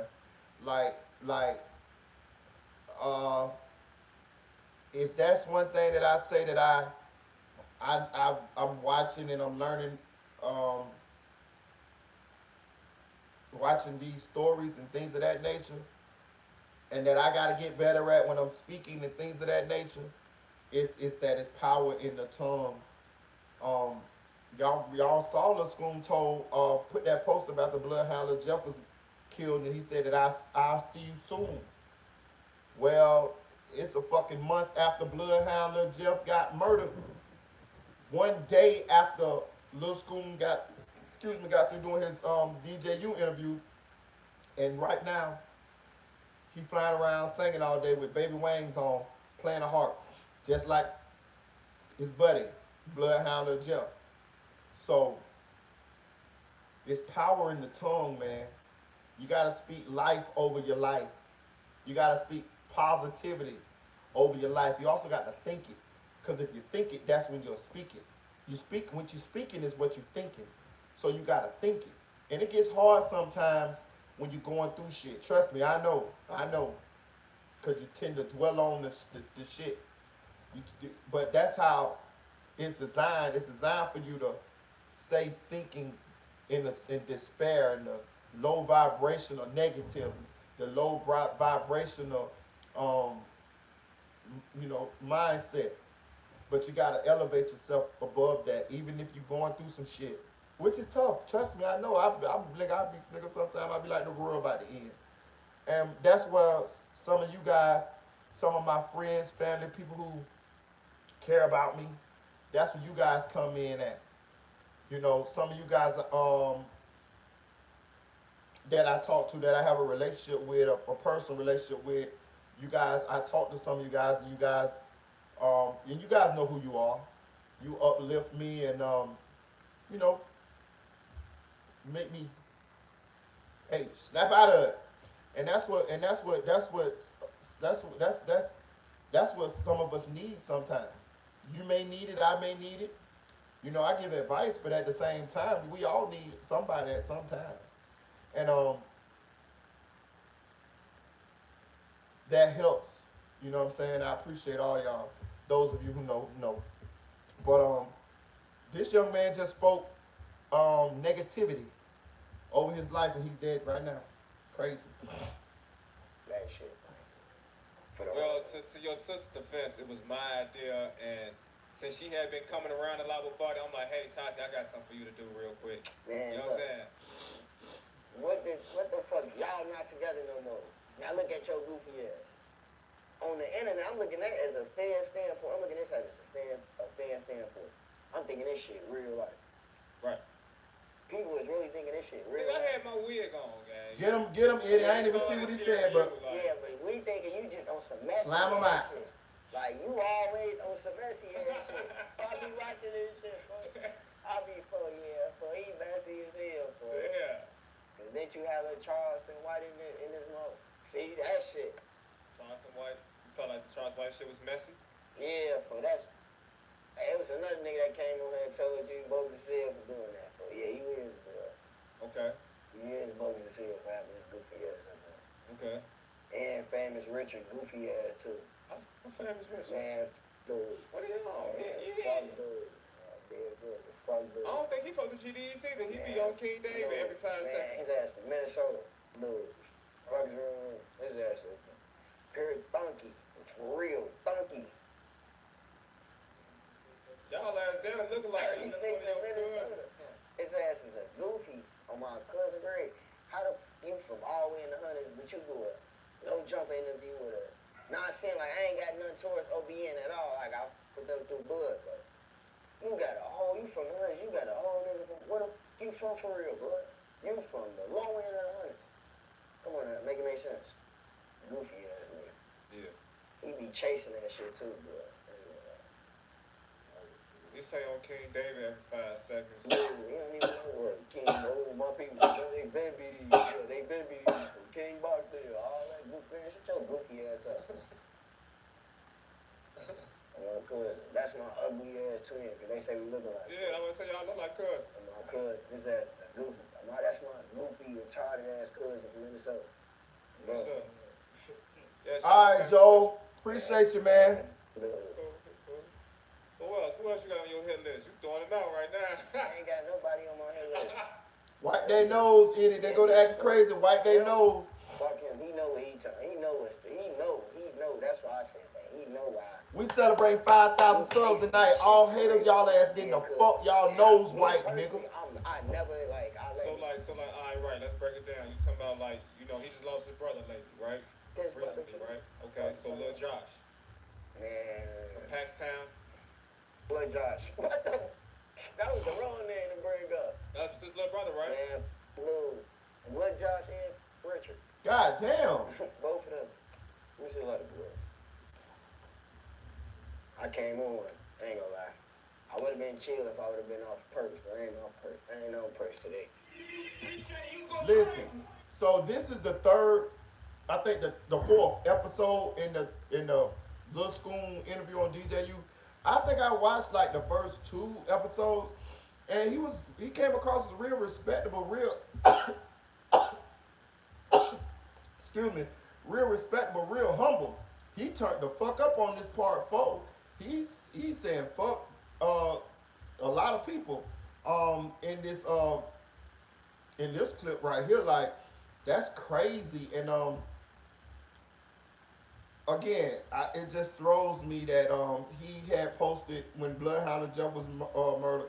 He posted a picture with him and Bloodhound Jeff, and he was saying that I see you soon. And a month later, he's dead. He got murdered. And also, this interview was made 1 day before he was gunned down and murdered. You know what I mean? Like, he's 18 years old. He's a young kid. He still hadn't even turned into who he was gonna be. He hadn't even matured yet. He probably thought he was mature, you know, and he probably was mature for his age. But 18, you still a baby, cuz like you ain't even mature. Your brain ain't even finished maturing yet. And he got cut. He got cut down before he could even turn 21. Before he was even legal enough to own a firearm or buy some cigarettes or some shit. He did. It's just sad. I mean, we just keep seeing these stories over and over again, and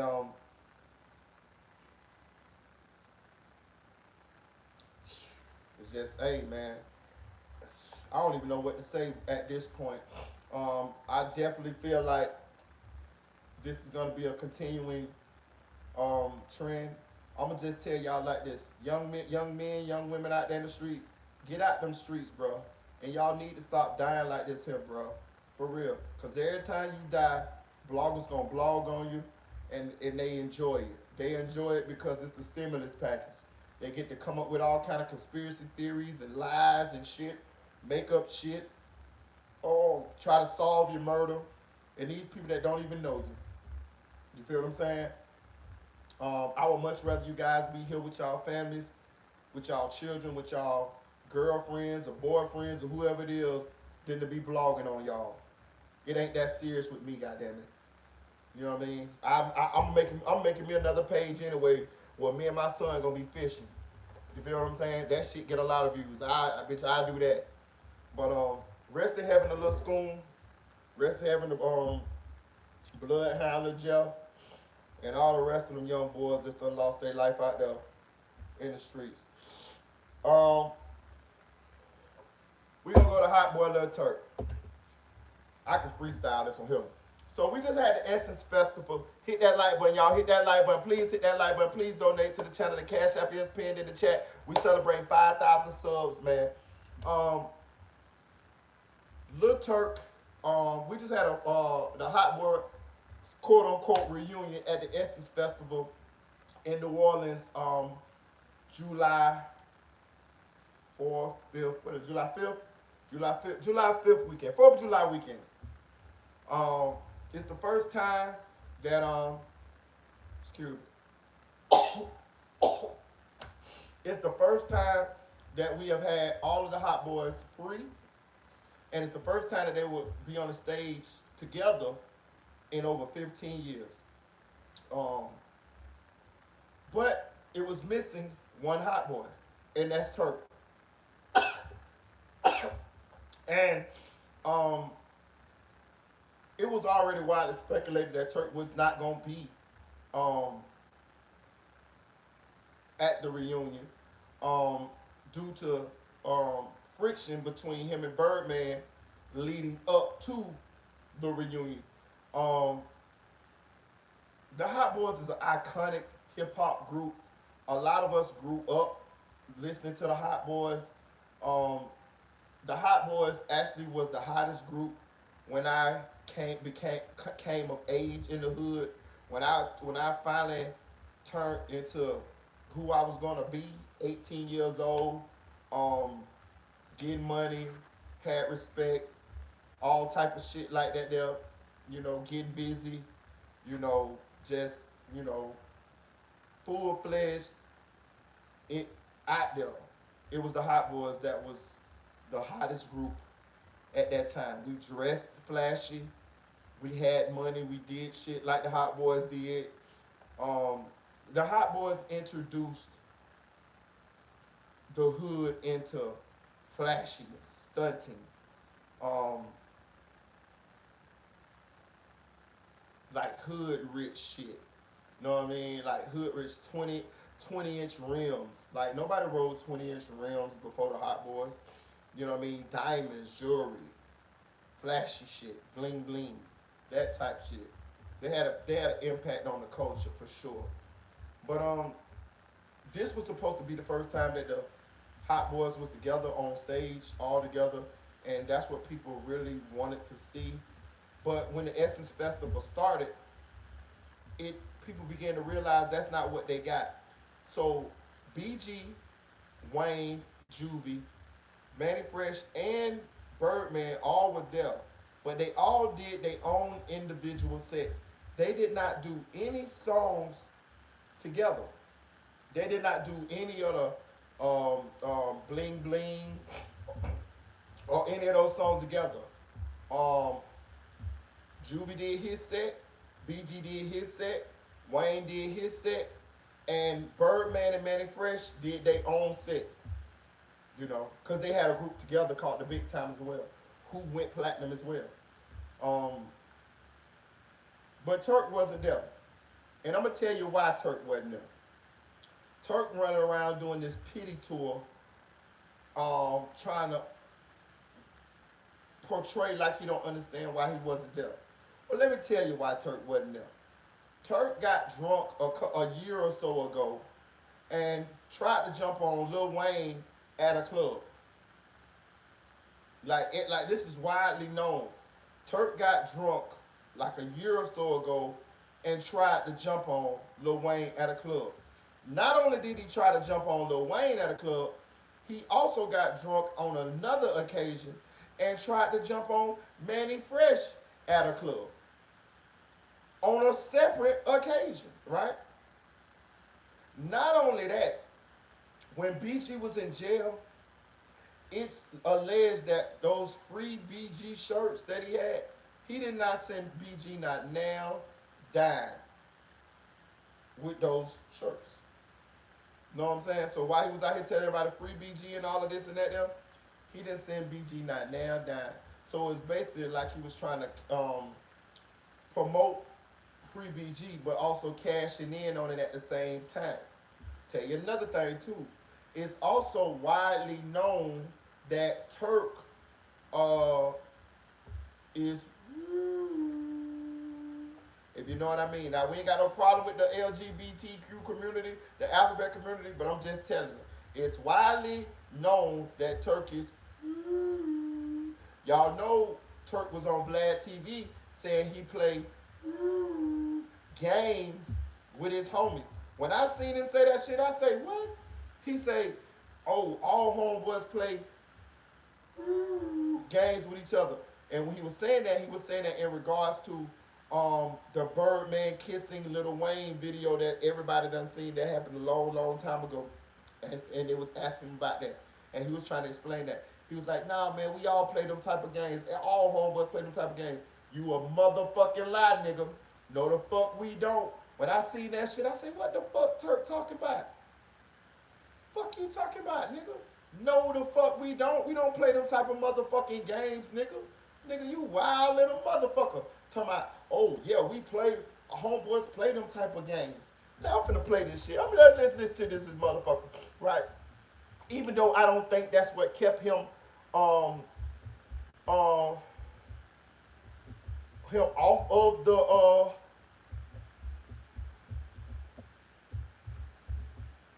Cash Money tour, because we already know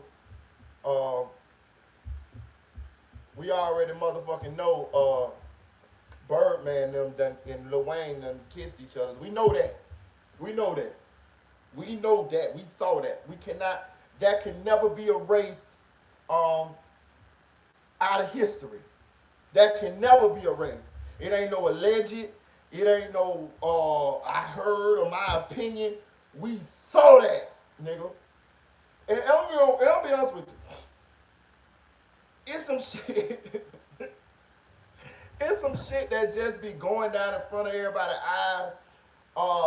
Especially back in the days, that for some fucking crazy reason, it gets swept under the rug, but we seen it though.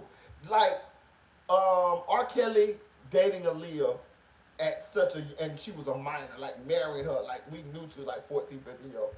Like, how the fuck you get away with that shit? Know what I'm saying? This shit is the same. The Lil Wayne and Birdman kissing each other. How did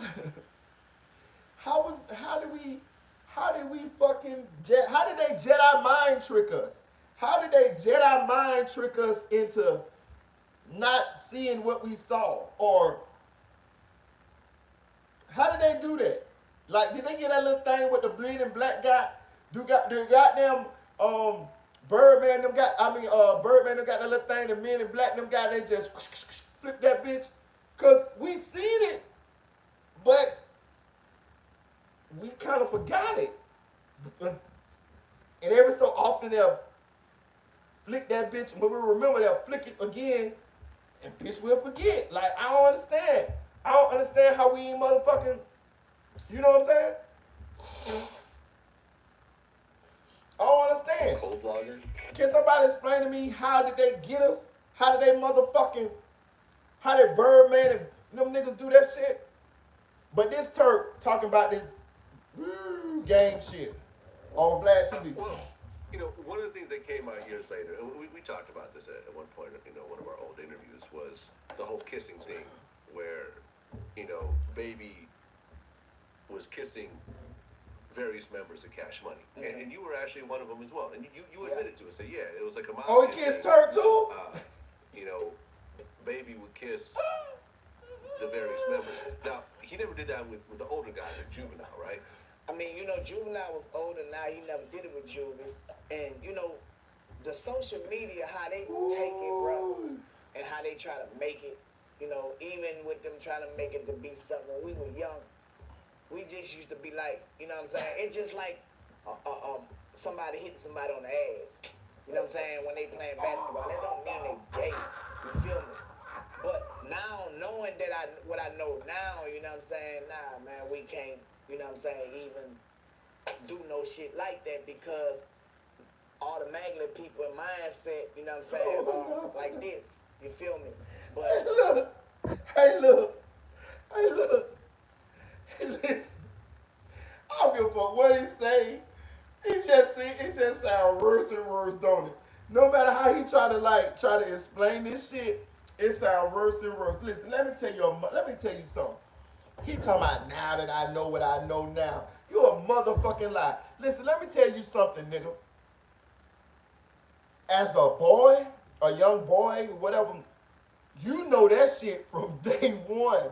Nigga, your pops and your mama tell you from day one. Your pops and your mama, as a young boy and a young girl, your pops and your mama tell you this from day motherfucking one, nigga. Nigga, you got me fucked up, nigga. Nigga, listen.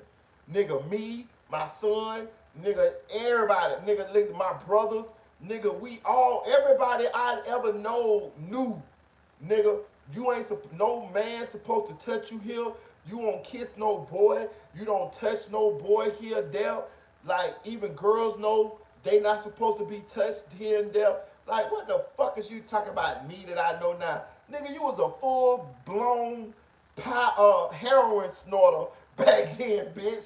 You ain't no motherfucking infant, bitch. You ain't no toddler. This nigga was full-blown snorting heroin silver packs back then, bitch. Talking about, oh, you ain't know no motherfucking better. You a motherfucking lie. Nigga, that's a boy, Damon. You motherfucking knew better. You got life fucked up. What the fuck is this nigga talking about? Who is you trying to? I get it. They trying to hit us with that Men in Black thing again, y'all. They trying to motherfucking, hey, they trying to hit us with that little Men in Black shit. Nah, that shit don't work in 2024, bitch. You got life fucked up. Listen to this nigga Turk, dog. This shit is hilarious, bro. man, I know for a fact that nigga love pussy. You feel me? Like that wasn't no gay act to us. Every male, dog, have some type of gay game. That what they call it, gay game. You a motherfucking lie. That they play with their homeboy. You a motherfucking lie. Niggas not gonna mention it. They not gonna say it because of social media, and they'll try to act like they gangster or whatever, you know what I'm saying? No, bro. But every nigga might be like, damn, bitch, you sexy today, bitch. You know what I'm saying? Niggas be doing shit I like never that. said that in my life. To me, it's not no, you know what I'm saying? When you know your sexual preference, bro, it's like, you know, what the fuck? You feel me? But like I say, I understand the mindset of people today, you know what I'm saying? Like, no, your motherfucking mindset, right bitch. now, I wouldn't play no type of games to mislead people to even think no shape, form, or fashion, you know what I'm saying? That, man, oh, that nigga gay. Or that nigga gay. What's up, Raw Nature, my boy from Estonia? If you a real nigga, man. We have 5,000 subs, Raw Nature, today. Know, like, every nigga got inside jokes that they play with their niggas, dog. Like, it is what it is. You feel me? Now, y'all gonna crucify me on here, but fuck you. You feel me? 'Cause I'm a real gangster, for real, you know? That don't But mean man, shit. When you get older, though, you realize that you don't do certain shit. You feel me? Well, why you did it then? Motherfucker sensitive. And It don't make no excuse. Small, you know what I'm You talking about? knew that shit then, man. Stop motherfucking lying. Listen, I'm back this shit up, cause this shit was hilarious. Nigga, this shit, how many views Black got on this bitch? He only got 200,000 views on this bitch. He should have had like 5 million on this motherfucker. Cause this is this is when you find somebody who's, but they trying to hide it and trying to explain the shit and justify the shit. But there ain't no motherfucking justification for this shit, bro. You sound crazier than a song, bitch, bro. You wasn't no motherfucking kid. You was around there fucking hoes, snorting heroin, toting guns, robbing, all type of shit at that time, nigga. Know what I'm saying? Like no. You knew fucking with a girl wasn't wrong. You and Lil Wayne and all y'all fucking women, wasn't it? You knew that wasn't wrong. So how did you not know kissing a man wasn't wrong? Bitch, you knew. You knew. And let me go a little further than that. It is an ongoing rumor that Turk was caught in a Louisiana club with a well-known bounce artist. I don't know who the bounce artist was, and if you know anything about Louisiana and bounce music, then you know what I'm talking about. You may even know the artist. I don't know the artist. I just overheard this conversation from some Louisiana natives, and they say that Turk was caught in a club with a well-known bounce artist performing like they was getting it, they was doing suing shit. You know what I'm saying? And they say everybody knows. They say everybody knows in New Orleans about Turk. Like this is not no secret. You know what I mean? Like so, and I don't even think this kept him off the tour though. I actually think the disrespect towards Lil Wayne and Manny Fresh is what kept him off the thing because we all know that Birdman is the one who was kissing him. So I don't think that would have kept him off the tour. It didn't keep Lil Wayne off that motherfucker. Lil Wayne got kissed. You know what I mean? Oh yeah, Big Frida. That's who it was. I think that's who it was. Yeah, it was a dude. Yeah, is that a dude? Is he a dude? I don't know, but I sound like the name they said. Yeah, it was a dude. Yeah, yeah. They say this is well known in Louisiana. Real shit. They say they caught him in the club with a bounce artist, and they say he was, yeah, yeah, for sure, for sure. Hey, get him on up out of here. Yeah, your ass up out of here, player. You get your ass up out of here. You up out of here, player. Yeah, I don't know what it is, but yeah, that's what they say. But I'm gonna play this shit again. Just listen how this nigga try to explain this shit. Well, one of the things that came out years later, and we talked about this at one point, one of our old interviews, was the whole kissing thing, where, Baby was kissing various members of Cash Money. Mm-hmm. And you were actually one of them as well. And you admitted to it. So, yeah, it was like a mafia thing. Yeah. Baby would kiss the various members. Now, he never did that with the older guys like Juvenile, right? I mean, Juvenile was older now. He never did it with Juvie. And, the social media, how they take it, bro, and how they try to make it, even... How he know he never did it with Juvie? See, that's how you know he knew it was wrong. And because he knew Juvie never did it, right? He knew that, right? That let you know he knew it was wrong. He knew what he was doing. At some point, he knew. He knew, motherfucking knew. I'm telling you. Them trying to make it to be something when we were young. We just used to be like, you know what I'm saying? It's just like somebody hitting somebody on the ass. You know what I'm saying? When they playing basketball, that don't mean they gay. You feel me? But now, knowing that what I know now, you know what I'm saying? Nah, man, we can't, you know what I'm saying, even do no shit like that. Yeah, we have 5,000 subs, bro. Automatically, people in mindset, you know what I'm saying, are like this. You feel me? But, man, I know for a fact that nigga love pussy. You feel me? Like that. He didn't sound convincing to me. Every male, dog, have some type of gay game. I bet Vlad would look at him like, you talking about me, bitch? You say every man? You got me fucked up. Nigga, I would have ended the interview right there. Nigga, I would have stood up. Nigga, all the microphones and shit, the little shit, that shit would have flew off. I was like, man, you got me fucked up, Turk. You got me fucked up. No, every man don't have no motherfucking gay games. You wild little motherfucker trying to justify this shit, nigga. You wild little song, bitch, nigga. Call it gay game, penitentiary game, that they play with their homeboy. No, we don't. You know what I'm saying? Niggas not gonna mention it. They not gonna say it because of social media, and they'll try to act like they gangster or whatever, you know what I'm saying? But every nigga might be like, damn, bitch, you sexy today, bitch. You know what I'm saying? Niggas be doing shit like that. But to me, it's not no, you know what I'm saying? When you know you're sexy. Homeboy, listen, that nigga might be like, damn, you sexy today. He say niggas say that to their homeboys. Bro, on my soul, nigga, I never heard now, nigga. And I'm sure some niggas that I was around probably, because there's some niggas that turned out, we grew up with, they turned out to be gay. Let's just keep it real. We heard the rumors, right? But I never heard them say no shit like that. I never heard nobody say, damn, you sexy. No. I never heard that. Even the ones that turned out to be gay never said that shit. He did like, boy, y'all, this nigga wild in a song, bitch. Preference, bro. It's like, you know, what's the fuck? You feel me? But like I say, I understand the mindset of people today. You know what I'm saying? You see how like, he trying to blame other being people? the age where I'm at now, I wouldn't play no type of games to mislead people. Why you wouldn't play no type of game? Why? You played them then, why you wouldn't play them now? It wasn't, you trying to justify it like nothing wasn't wrong with it then, so why you wouldn't play him now?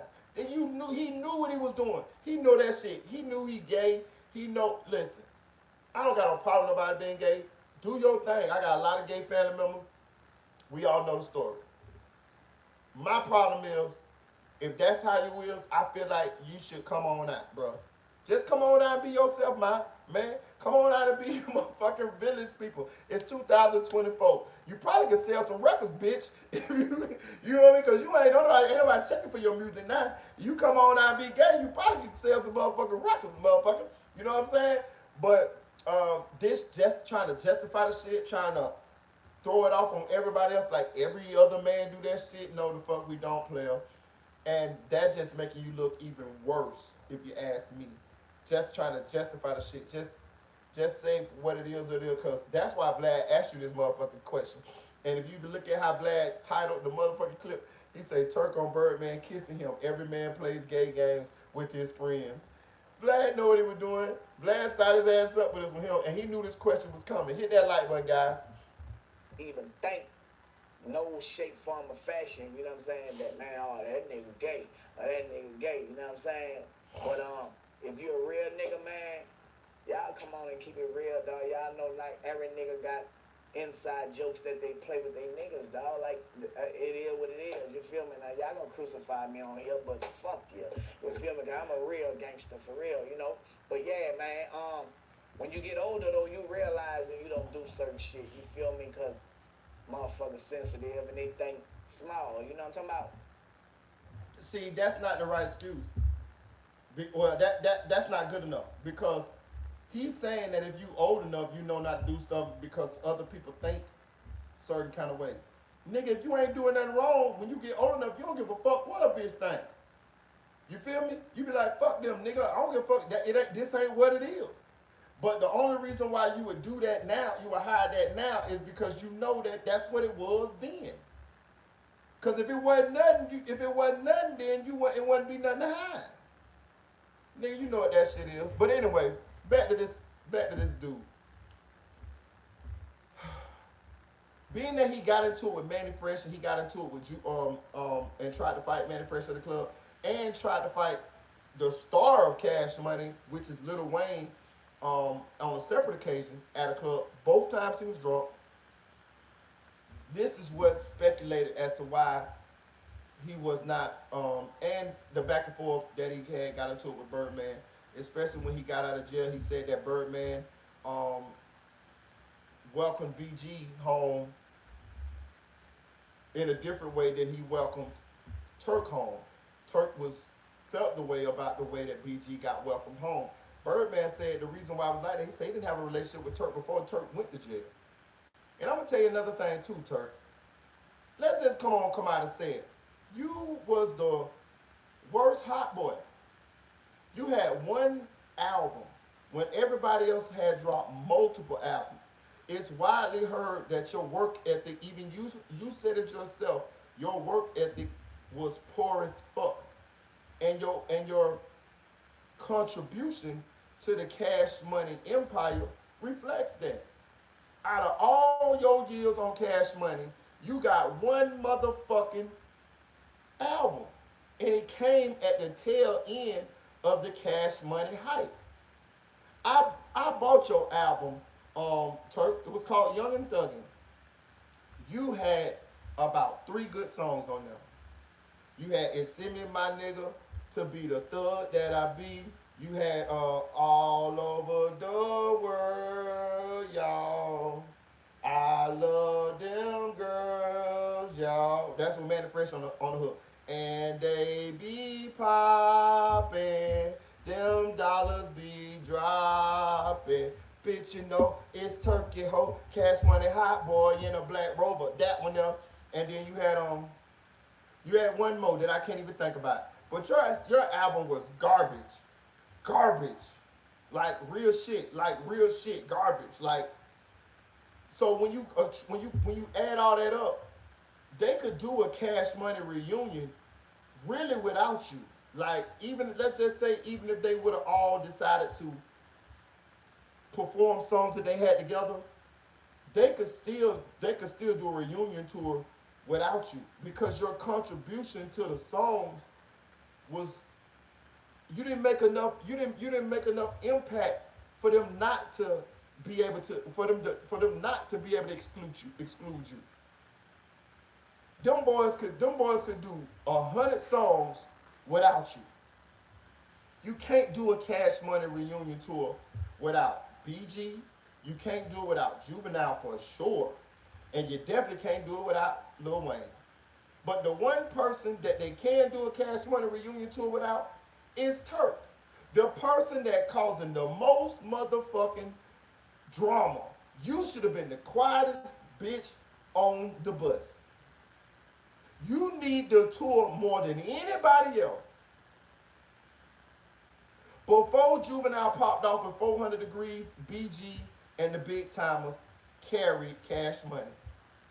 BG had at least 2 or 3 mixtapes, album, whatever you want to call them, before Juvenile even came with 400 Degrees. Real shit. BG had albums on Cash Money before Juvenile came with Soldier Rags and 400 Degrees. You see what I'm saying? Before it was Baby and Wayne, it was Baby and BG. They got songs to motherfucking prove this. They was like 2 peas in a pod. Like Big and Pop, like Big and like what's that? Like Suge and Pop, like Buff, like Suge and Pop, like Puff and Big. Baby and BG gonna stack 6 figs. They were together. The same way Baby and Wayne was, it's the same way Baby and BG was.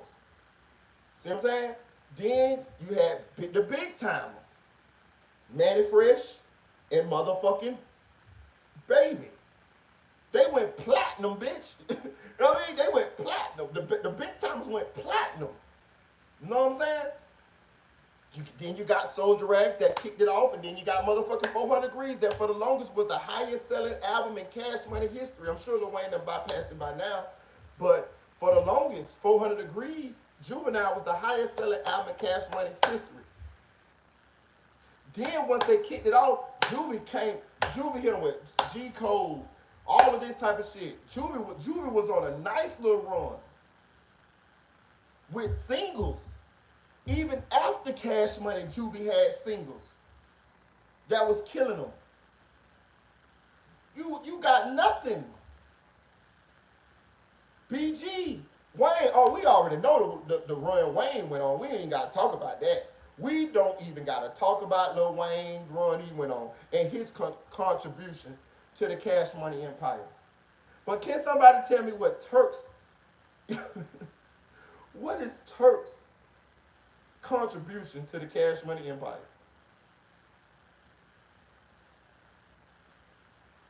You have none. Not compared to the amount of trouble that you bring. You had no. You is not supposed to try to fight Wayne. You fucking crazy. You fucking crazy. You needed this more than anybody. So why you sitting around here talking about why you ain't on the tour and all of that? Man, ain't nobody miss you, bro. I'm just being real. You know what I wish, the only thing I wish would have happened? I wish that they all would have did songs together. I wish it would have been all of them on stage, which didn't happen, which I hope happens sometime in the future. I want to see Wayne, BG, Juvie, Baby, Manny. I want to see all of them on stage together. like they did that first. I forgot what I think it was the BET Awards when they had the helicopters on stage and all that shit there. When they did that, I want to see them like that, and I want to see them doing the songs they got together. Now, if y'all want to, y'all can do some songs after that y'all got solo. But I want to see y'all do them Hot Boy songs. I want to see y'all up there together, singing them, doing them songs that we loved and we grew up on. And if y'all got a motherfucker up there that look like Turk, but it ain't Turk, that's fine with me. You know what I mean? Cause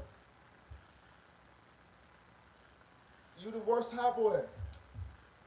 You the worst Hot Boy, bro. And you got you cause the most trouble. You know what I mean? Like at this point, baby baby might owe BG some money. Baby might owe Wayne some money. Baby might owe Juvenile some money. But baby don't owe you shit. He like, you the one bitch baby did not cheat out of a motherfucking thing. Baby didn't cheat you out of shit. All the money you got paid, that was what you probably got paid more than you deserve, bitch. For real. Man, hold on. Let's see. Let me do some shit. I want to see how many motherfucking albums did Turk sell, Young and Thuggy. Let's finna do this. Boy, bitch, you better be platinum, bitch. You, bitch, it's been 20 years. You better be platinum, bitch. I know that. You better be gold. Bitch, ooh, if you ain't gold, boy, Marita finna ride your motherfucking ass. How? I'm finna find out. I think he bought gold, though. He should be. Over all this time?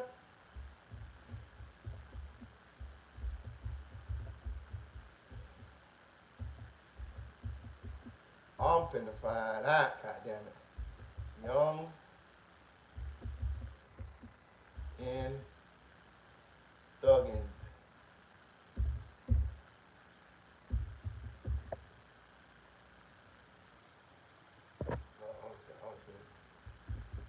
Oh, goddammit. Everyone was saying goddamn Young Thug, bitch. I don't want to see no.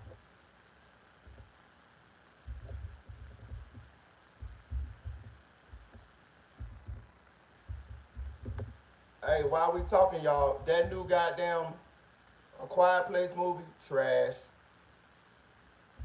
Trash.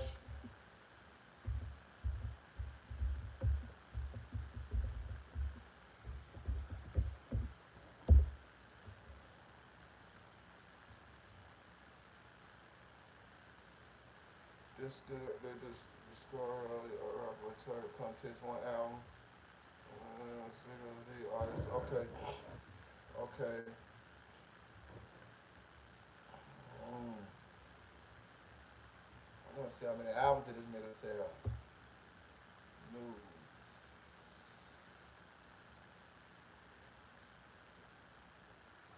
Okay, get it. Turco Platinum. Okay. Damn.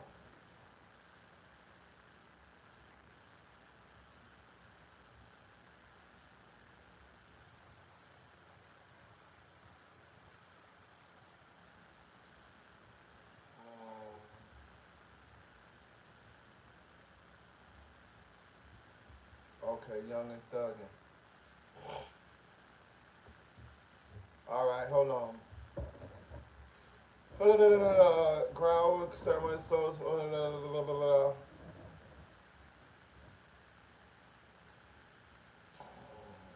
As one award-winning Hot Boys, Turk nearly sold 200,000 units of Get It How You Live, solely by bitch. I want to know how much Young Thuggin report Young Turk encounters a personal change. I want to know how many Young Thuggin sold.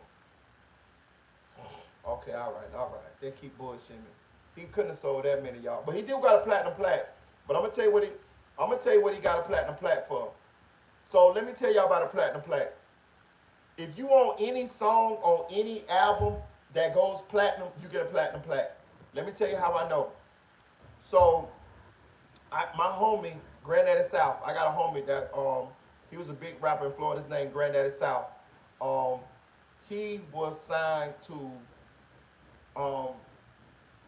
Hypnotize Minds at one point, right? You remember when 3 6 Mafia came out with that one hot out that hot album they had that went platinum, one where they talking about rhyme spinners and all of that shit there on them.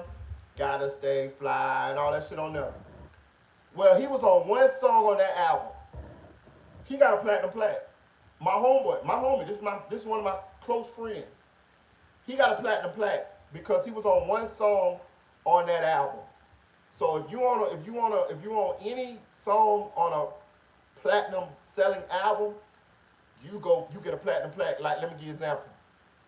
Like Bling Bling. Bling Bling went platinum. That's BG's song, right? Turk was on Bling Bling. He get a platinum plaque for that.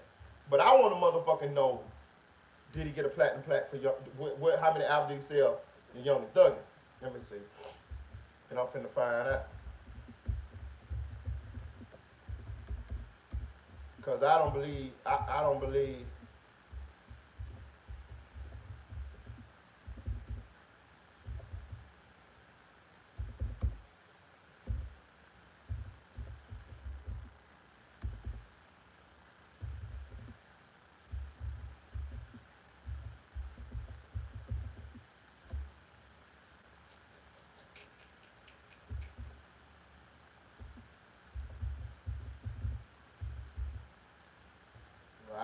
right, there we go.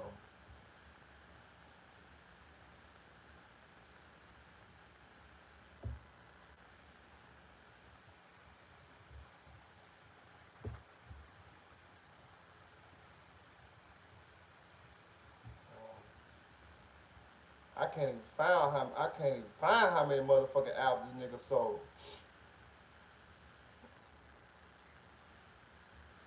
Mm.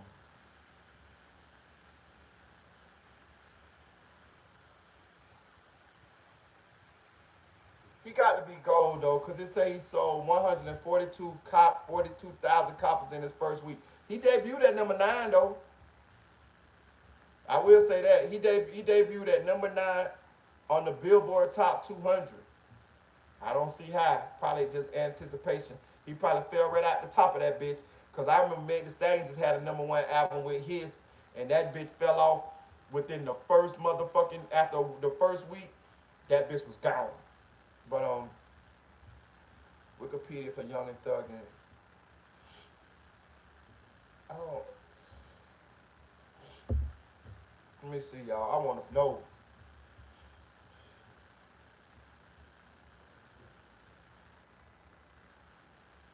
Oh, this the track list.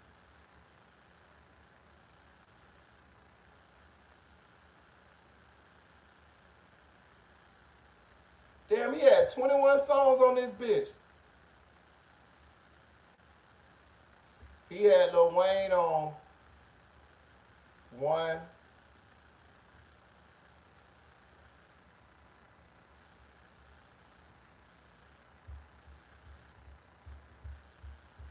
Who the fuck was Christina, y'all? Somebody named Christina was about to go down. He had Lil Wayne on 2, 1. Lil Wayne was on 2. BG was on 1, 2. He had Manny Fresh on 1, 2, 3, 4. He had Baby on 1, 2. I don't know. He got, let me see, singles. It's in me. Freak the Girls. How many records did it sell?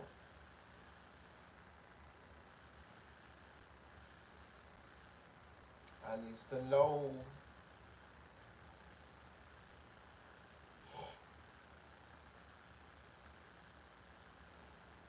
That bitch was number 2. I might gotta put some respect on this gay ass nigga name. That bitch was number 2 on US Top R&B hip hop albums. Number 2, peak position. Let me see. But it don't tell me how many.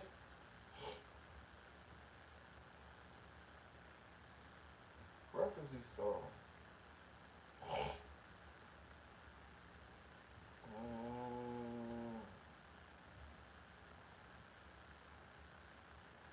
Let's what's this? the first beat position. The article. Channel removed. Young and Thug, no pepper. Man, this shit be crazy. Let me see, man. Weekly charge, hearing insurance. Let me see. I want to know, bitch.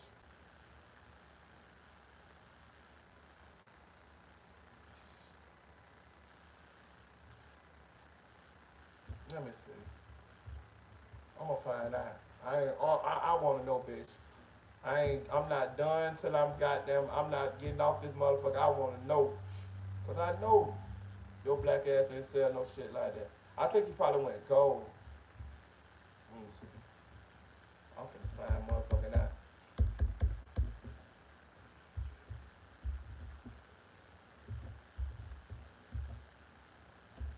I'm gonna find out.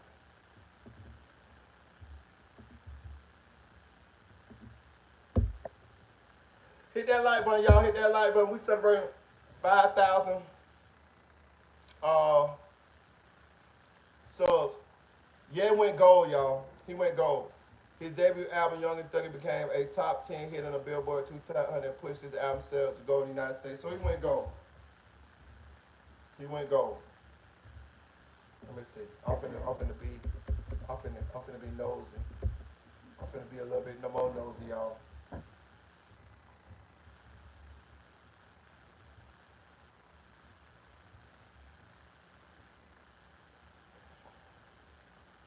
So he went gold.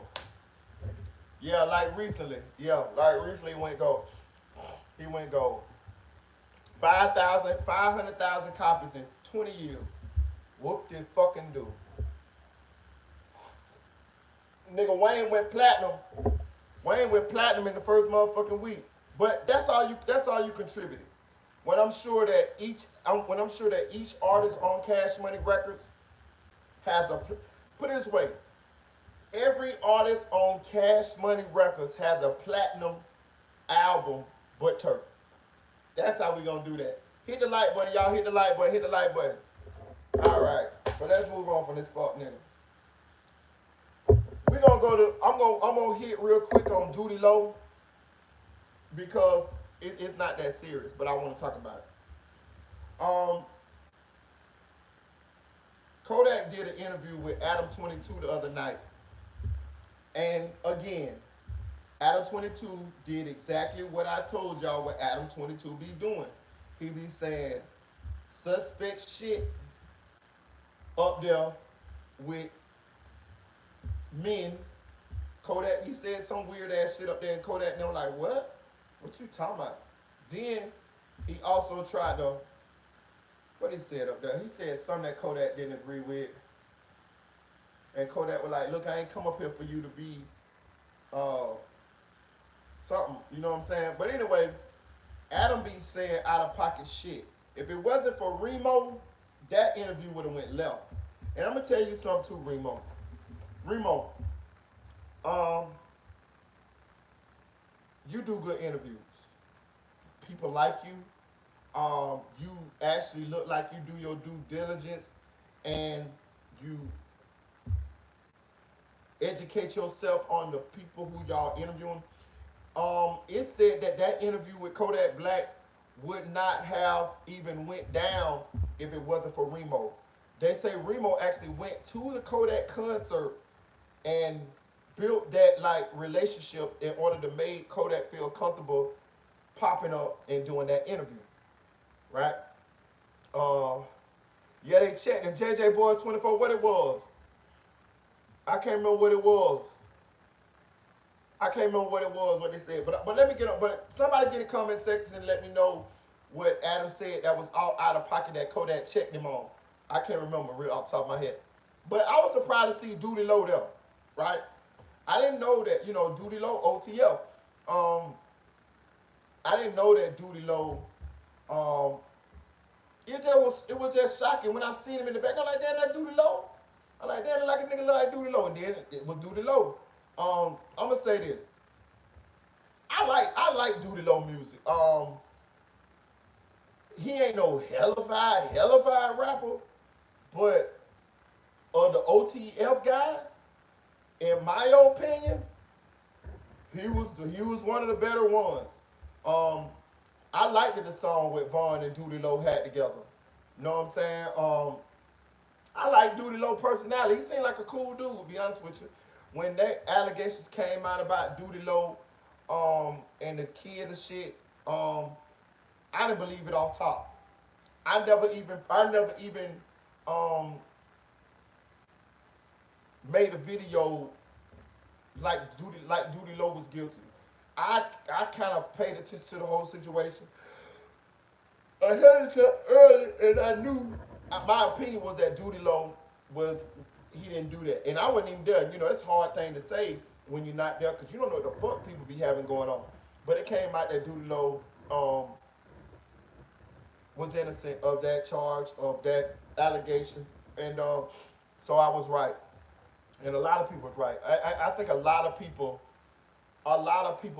didn't believe that Doolittle had did that, and it came out that's what it was. Um, you know what? Got Kodak and 6ix9ine to do an album, so maybe that helped too. Yeah, that might have did help too. SLK.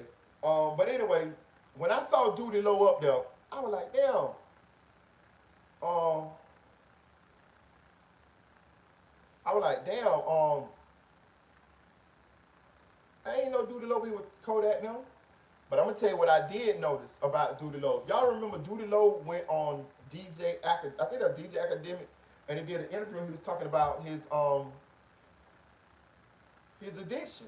You know, he was addicted to lean and perks and things of that nature. And it was a very moving interview because he was very candid as to his addiction. And he said that Dirk paid a lot of money to put him into a rehab. I want to say a couple $100,000 or something like that. But he said Dirk put him into a rehab and he went. And he talked about how he kind of like got real high and shit before he went there or something. He did some crazy shit too while he was there, but he went. But you know the first thing I noticed when I seen Duty Low, he was back on it. He had that motherfucking lean. He had that lean, and I was watching it. I paid attention. See, I wasn't watching Kodak. I was watching motherfucking Duty Low. Duty Low is back on lean, promethazine and codeine. He even gave Adam 22 some. Know what I'm saying? So I was just noticing that. I'm just like, and then Duty Low even when Duty Low did talk, he talked about an addiction. He talked about his addiction problems. Know what I'm saying? Duty Low was trying to soften the addiction, the drug talk, and pull it away from Kodak and put it more, on him. Because Adam 22 had started, kind of like going in on asking Kodak those type of questions. And I'm going to tell you another thing too. The reason why Adam was asking those questions is because if you watch Kodak's mannerisms, Kodak is on drugs, bro. Trust me when I'm telling you this shit, bro. You're looking at a former street pharmacist player. Kodak is on drugs, bro. The way he moves, the moving around, the looks, the twitching of the head, the not looking at you in your eye, you know what I mean? All of that shit right there, all of that. He's on drugs, yo. He's probably on less drugs than he used to be on, but he's on drugs. He's not. You see how I'm looking at this camera? You see how my eyes is. You feel what I'm saying? You see how when Kodak ain't looking like that. You know what I mean? He's not focused. He ain't focusing like that. He doing 3 and 4 things at one time. Did you see when he got up and walked all the way over there and got inside and kneeled down beside Adam and then eventually beside Adam's seat? Bro, we got people in our families, or we used to do drugs, or however you want to call it. We know how this shit go. You know it when you see it. He's on drugs. Period. Like ain't no doubt in my motherfucking mind. I'm here to tell you. Now what drugs he's on, I don't know. but he's on drugs for sure, for sure. Um, so um, I just hope that I just hope that he can get him some. He can, cause you know people don't stop drugs until they want to stop on their own.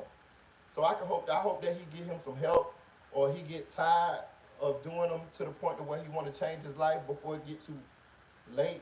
Because what happens is if you don't stop those drugs early, you know with what's going on now with the fentanyl and things of that nature, you might get an overdose, have an overdose, or they cause irreparable nerve damage to where those hanky panky jerky janky junky moves that you see him making, them shits become permanent.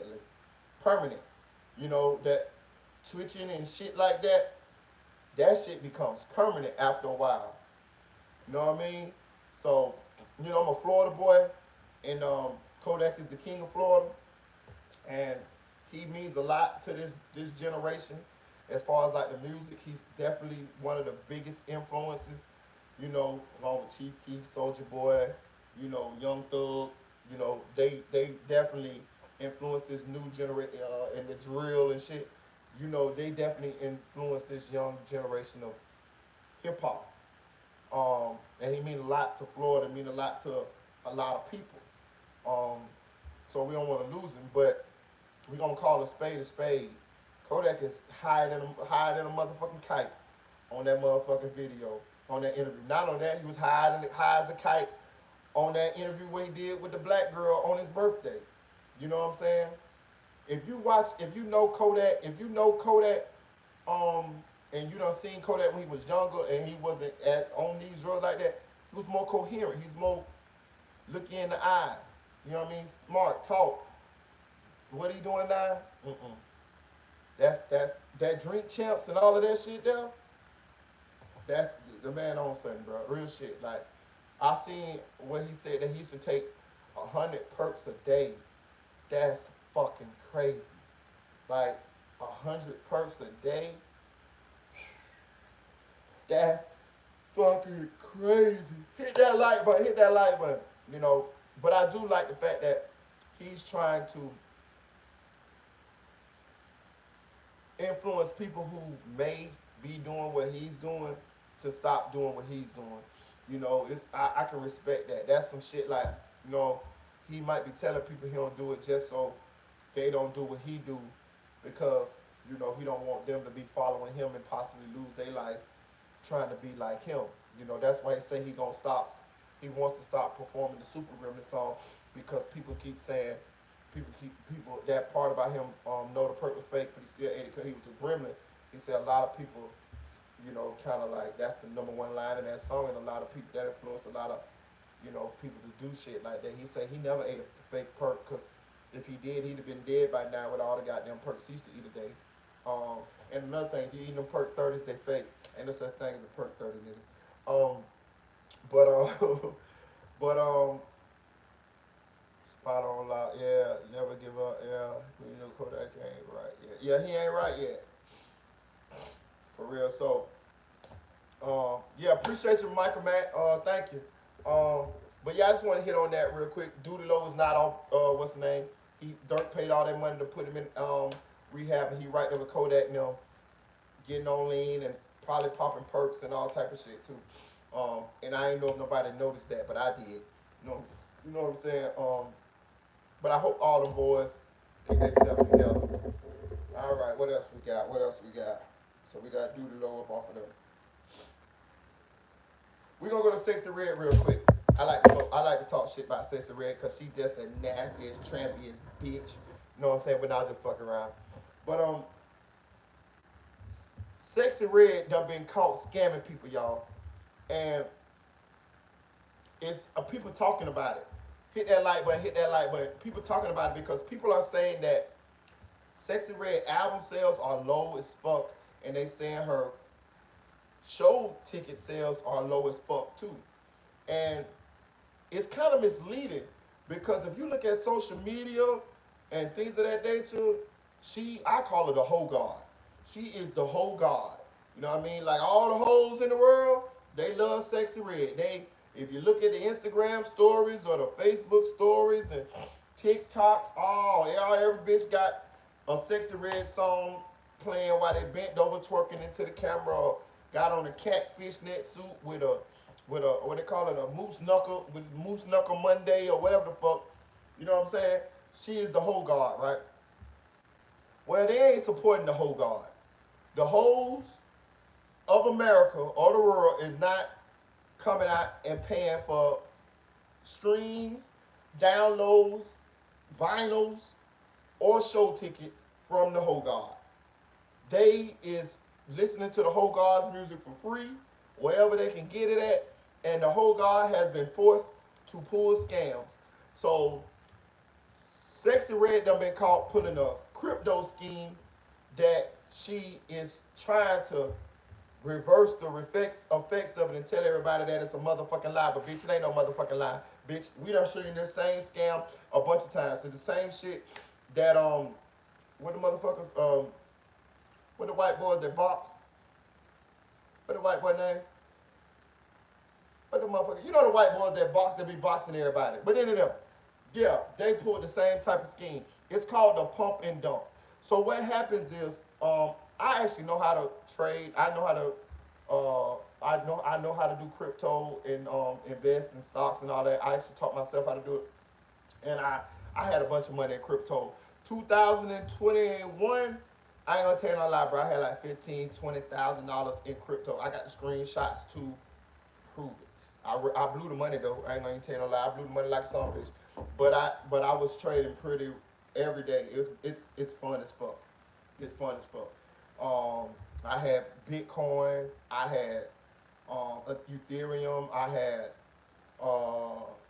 everything. Any kind of crypto I had except the bullshit coins. But let me tell you, I made some money on the Dogecoin, but I sold it because I knew Dogecoin ain't about shit. But let me tell you what they do and how they make money on this shit, right? So you can make a crypto coin, right? And they call it coins. You know, you got Dogecoin, Bitcoin is the most famous one, right? Anybody can make a crypto coin. Anybody can make one, right? So what they do is people make crypto coins, right? And then they pay celebrities to promote the crypto coin, right? They give the celebrities a certain amount of money to promote the crypto coin, and they give the celebrity a certain amount. They sell the celebrity a certain amount of the crypto coins for a low price. Like, let me give you an example. So, say I make a crypto coin, right? Me and you. Let's say me and you make a crypto coin, right? And we all know it's digital money. It's not real money. It's digital money. So what we do then is we pay Sexy Red. We pay Sexy Red $20,000 to promote it. We know Sexy Red has X amount of followers on Instagram or whatever, on her social media, right? She promotes the crypto coin. Also, we tell Sexy Red, we're going to sell you however much of the crypto coin that you want for pennies on the dollar.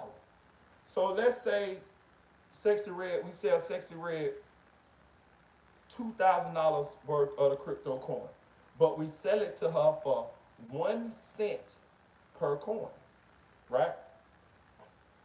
When we go public with our coin, we sell our coin for $1. See what I'm saying? Our coin costs $1, right?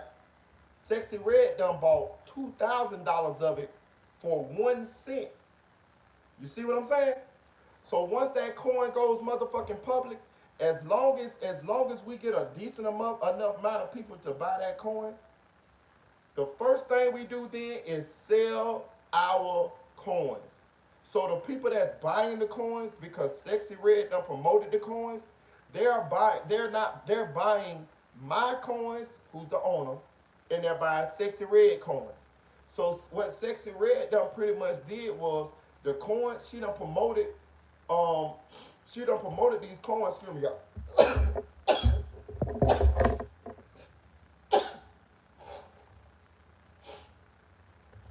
She done promoted these coins, right? And these shits ain't even worth nothing. They're not worth shit. They don't even do something. They don't even do anything. They just novelties. It's just The only value it has is the amount of value that you will be paid for it. It don't have no other value other than the value that you make it have. So today it could be worth 1 cent, tomorrow it could be worth 10 cents, tomorrow it could be worth a half a cent, the next day it could be worth 3 cents. It just depending on the value that you give it. You see what I'm saying? So what happens is once Sexy Red, once it goes public, and everybody's so, oh, Sexy Red said buy this coin. What Sexy Red doing now is she's sitting back selling all her coins and making money off of it. And the only thing she did was made you think that it was worth something because she promoted it. That's a scam. And she got caught doing that. That is what she got caught doing. It's called a pump and dump. It is one of the oldest tricks in the book when it comes to stocks, and it is the same reason why when Dogecoin went up in 2021, I had like $2,000 worth of Dogecoin, and I sold it, and I made about a good $5,000 in Dogecoin because I understood that Dogecoin ain't worth shit. It don't do nothing. You have some coins that do things like Ethereum. Ethereum it performs a function. I forgot what the function was, but Ethereum performs a function, which means it provides a service. So you have some coins on the blockchain that don't do shit, and the blockchain is it's a banking system for digital currency.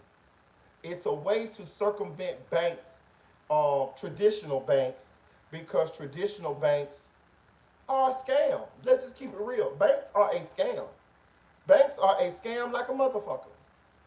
You know what I mean? Banks it is nothing but a scam. Banks charge you to hold your money, and they make money off of your money.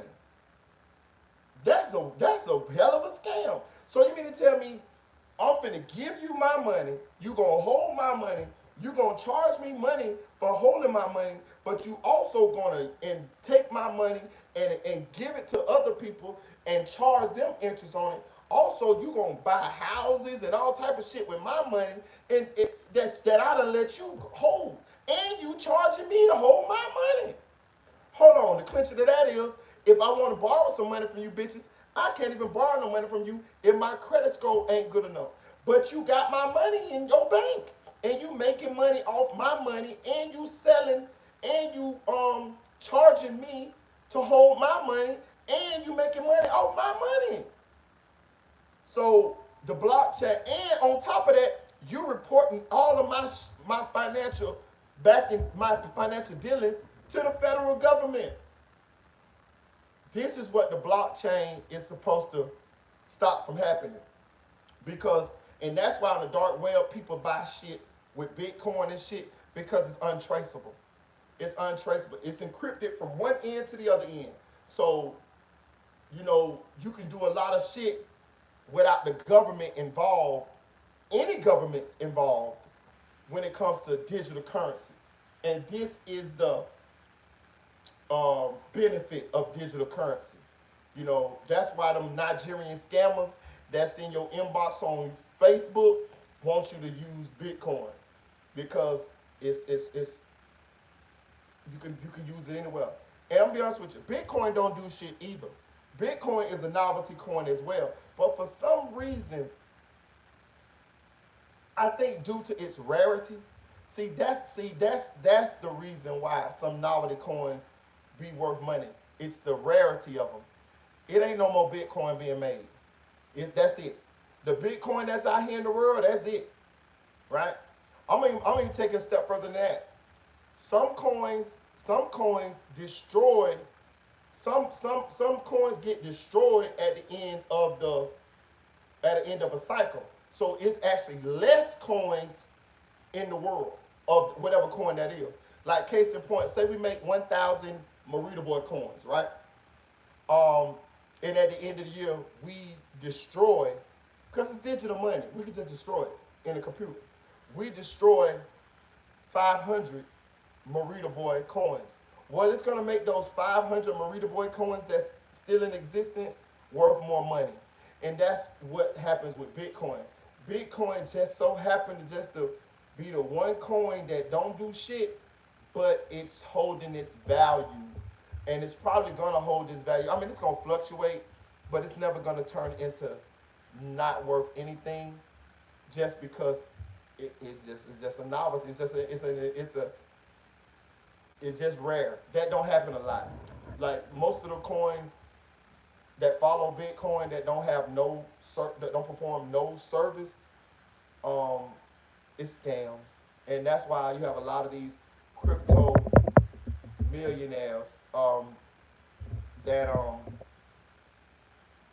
been doing this pump and dump, and that's the same thing they say Sexy Red been doing. So, what the fuck to do with they say what the fuck am I supposed to do with Bitcoin? If I was you, what I would do with Bitcoin is I would buy some, and when it go up, I would sell it, and I would just keep doing it. You know, and another thing, you don't have to buy a whole coin. Like me, I never had no 30,000. I think Bitcoin at that time was like worth $30,000 for one coin. Bitch, I ain't never had no $30,000 Bitcoin. You know what I did? You can go right on Robinhood. I have a Robinhood account, I have a Coinbase account, and I have I forgot what the other one is. I got 3 what's the name that I use. I got a Robinhood. I got 2 Robinhood cards right there in my drawer right there. And you buy a little bit at a time. You can buy $10 worth of Bitcoin. You can buy $20 worth of Bitcoin. So that's what I would do. When I used to get in 2021, well, I ain't gonna tell you when I ain't gonna tell you right.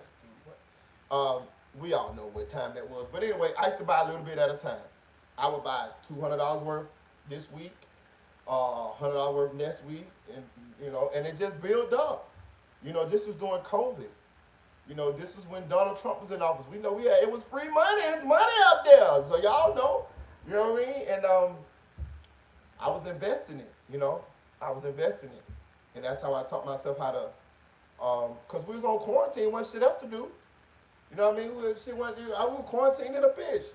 So I just was investing, learning how to, play with stocks, shit, learn how to do crypto, and it was fun as fuck. But I'm just showing you what Sexy Red did. She actually late for that scheme. I'm surprised people still fell for that shit. Cause I think Sexy Red made about a good couple $1,000s, maybe $10,000-$20,000, and I think the people who actually owned the shit, the coin, made about $50,000-$60,000. But the people left holding the bag was the people that listened to Sexy Red and bought the coin, because once Sexy Red and the owner sold their coins, the coin's worth no money no more. It don't do nothing. It's not worth no money. The most money that coin was gonna be worth was gonna be at the initial opening of the coin when people want to buy it. Sexy Red say buy a Sexy Red coin. The first day, everybody, all the people Sexy Red fans, oh, we gonna buy this coin because get them sexy, say buy it.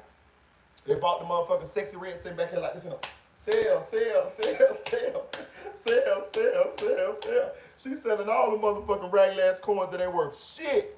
She's selling them bitches.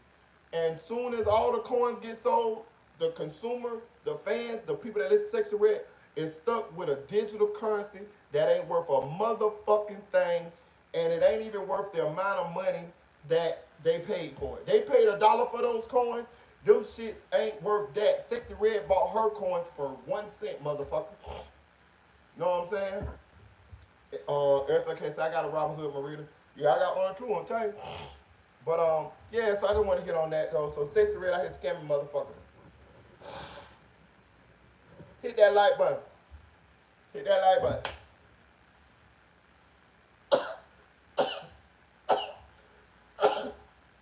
I'll tell you, boy, my sinus should be a motherfucker. I got some Flonase over there. But my shit happen like that when I get hot. When I get hot, them bitches get bad, boy.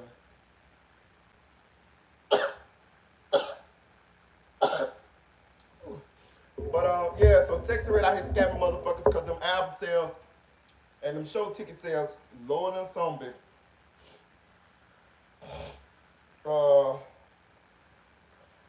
Okay.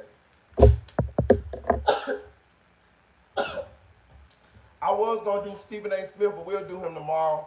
I'm gonna get up out of here. It's 4 in the morning, man. Please donate to the channel. We celebrate 5,000 subs. Um, I appreciate you guys, man. I appreciate all y'all, man. I love all y'all. My laptop just went motherfucking dead. Fuck it. Shout out to SLK, something like Clout TV, yo, Inglewood.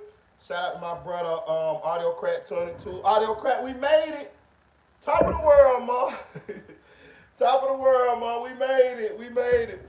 Now we gotta get to 10,000. Shout out to Eddie. I appreciate you. I wish my girl Tien Barnes was in here tonight, but I know she got some stuff going on. I know it's a hurricane out there in Texas. I appreciate y'all. Shout out to my girl Nate said it. Shout out to Deputy You, little Flyboy Microphone nephew for real. Shout out to Joel. Shout out to all y'all who came through. I'm gonna say this though. I'm gonna give y'all shots out too. But I'm gonna say this, dog. You know, on a night like this, where we made it to 5,000 subs. You know, I think about the old crew. I think about Dream Doll and, you know, the crew that when we started, you know, and I just wish everybody was here. I just wish everybody was here.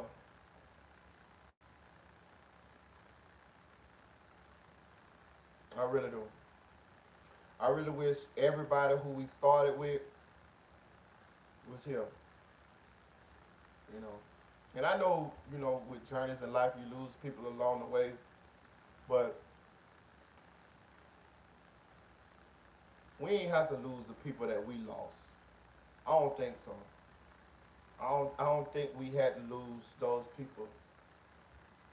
Not all of them. Some of them we had to lose.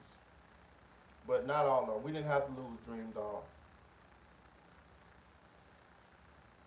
Battalion Bully, he chose his side. Winnie, she chose her side.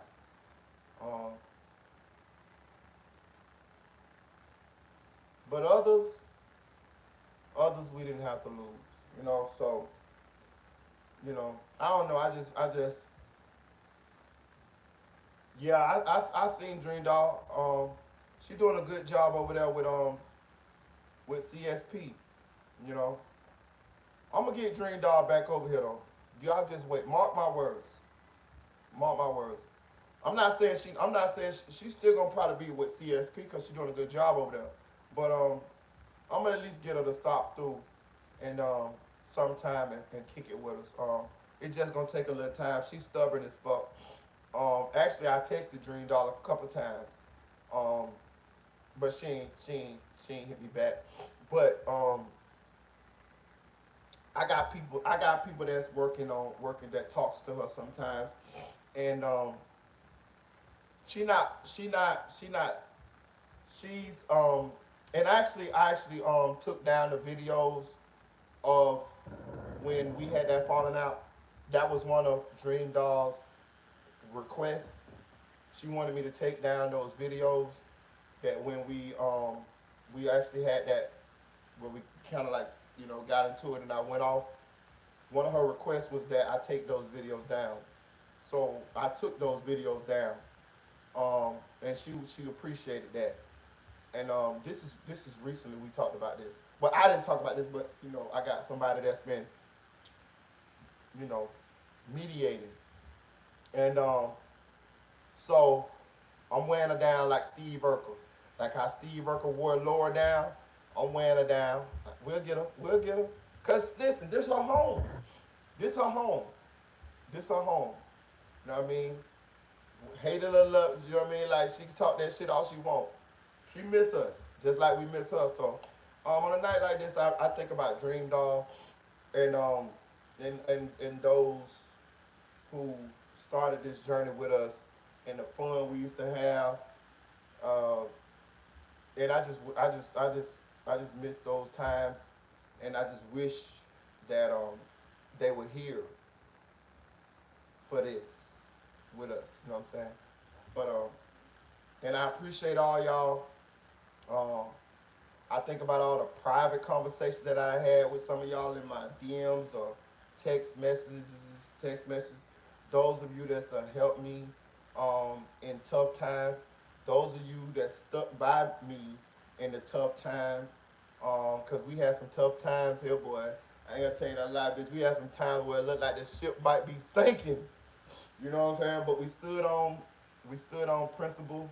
We stood on what we stood on, our morals and character, and we made it through. We had some dry times here on the channel. You know what I mean? Like for real, like we had some dry times here on the channel. Like every time. We had some long dry times here on this motherfucking channel.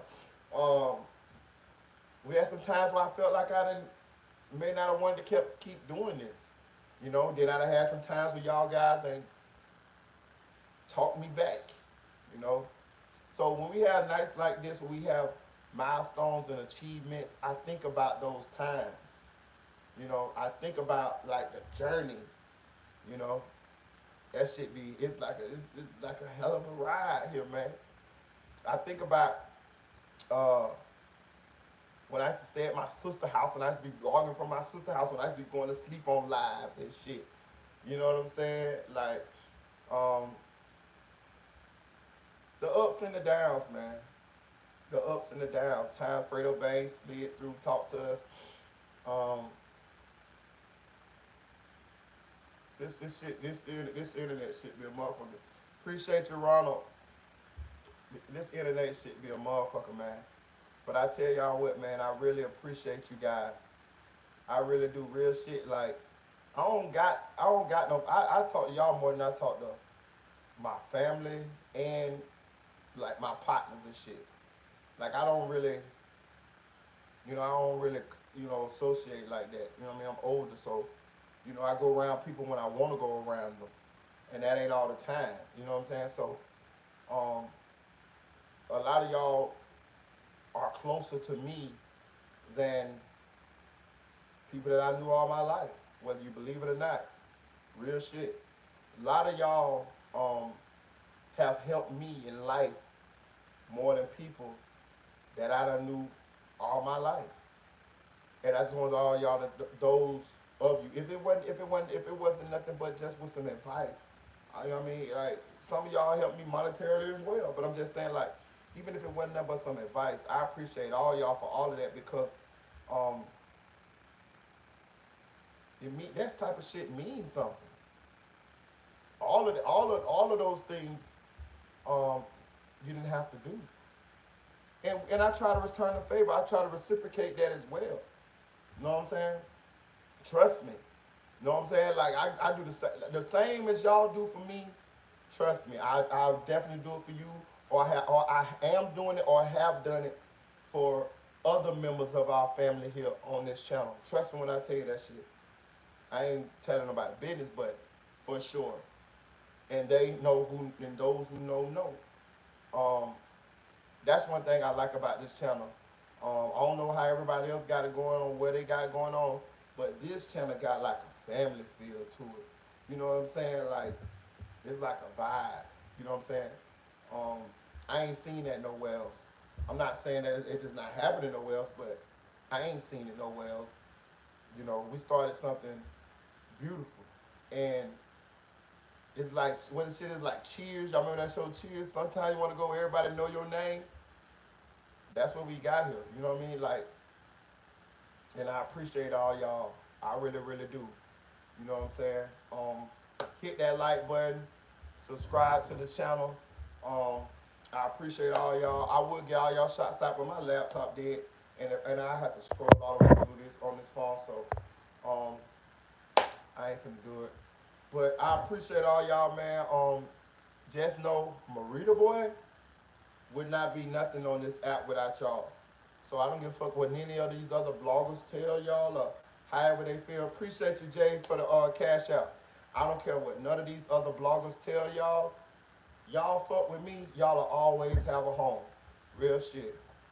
Real shit. At the times where I um, made mistakes and did things that I regretted, I came back and I apologized to everybody, and I um, swallowed my pride, and um,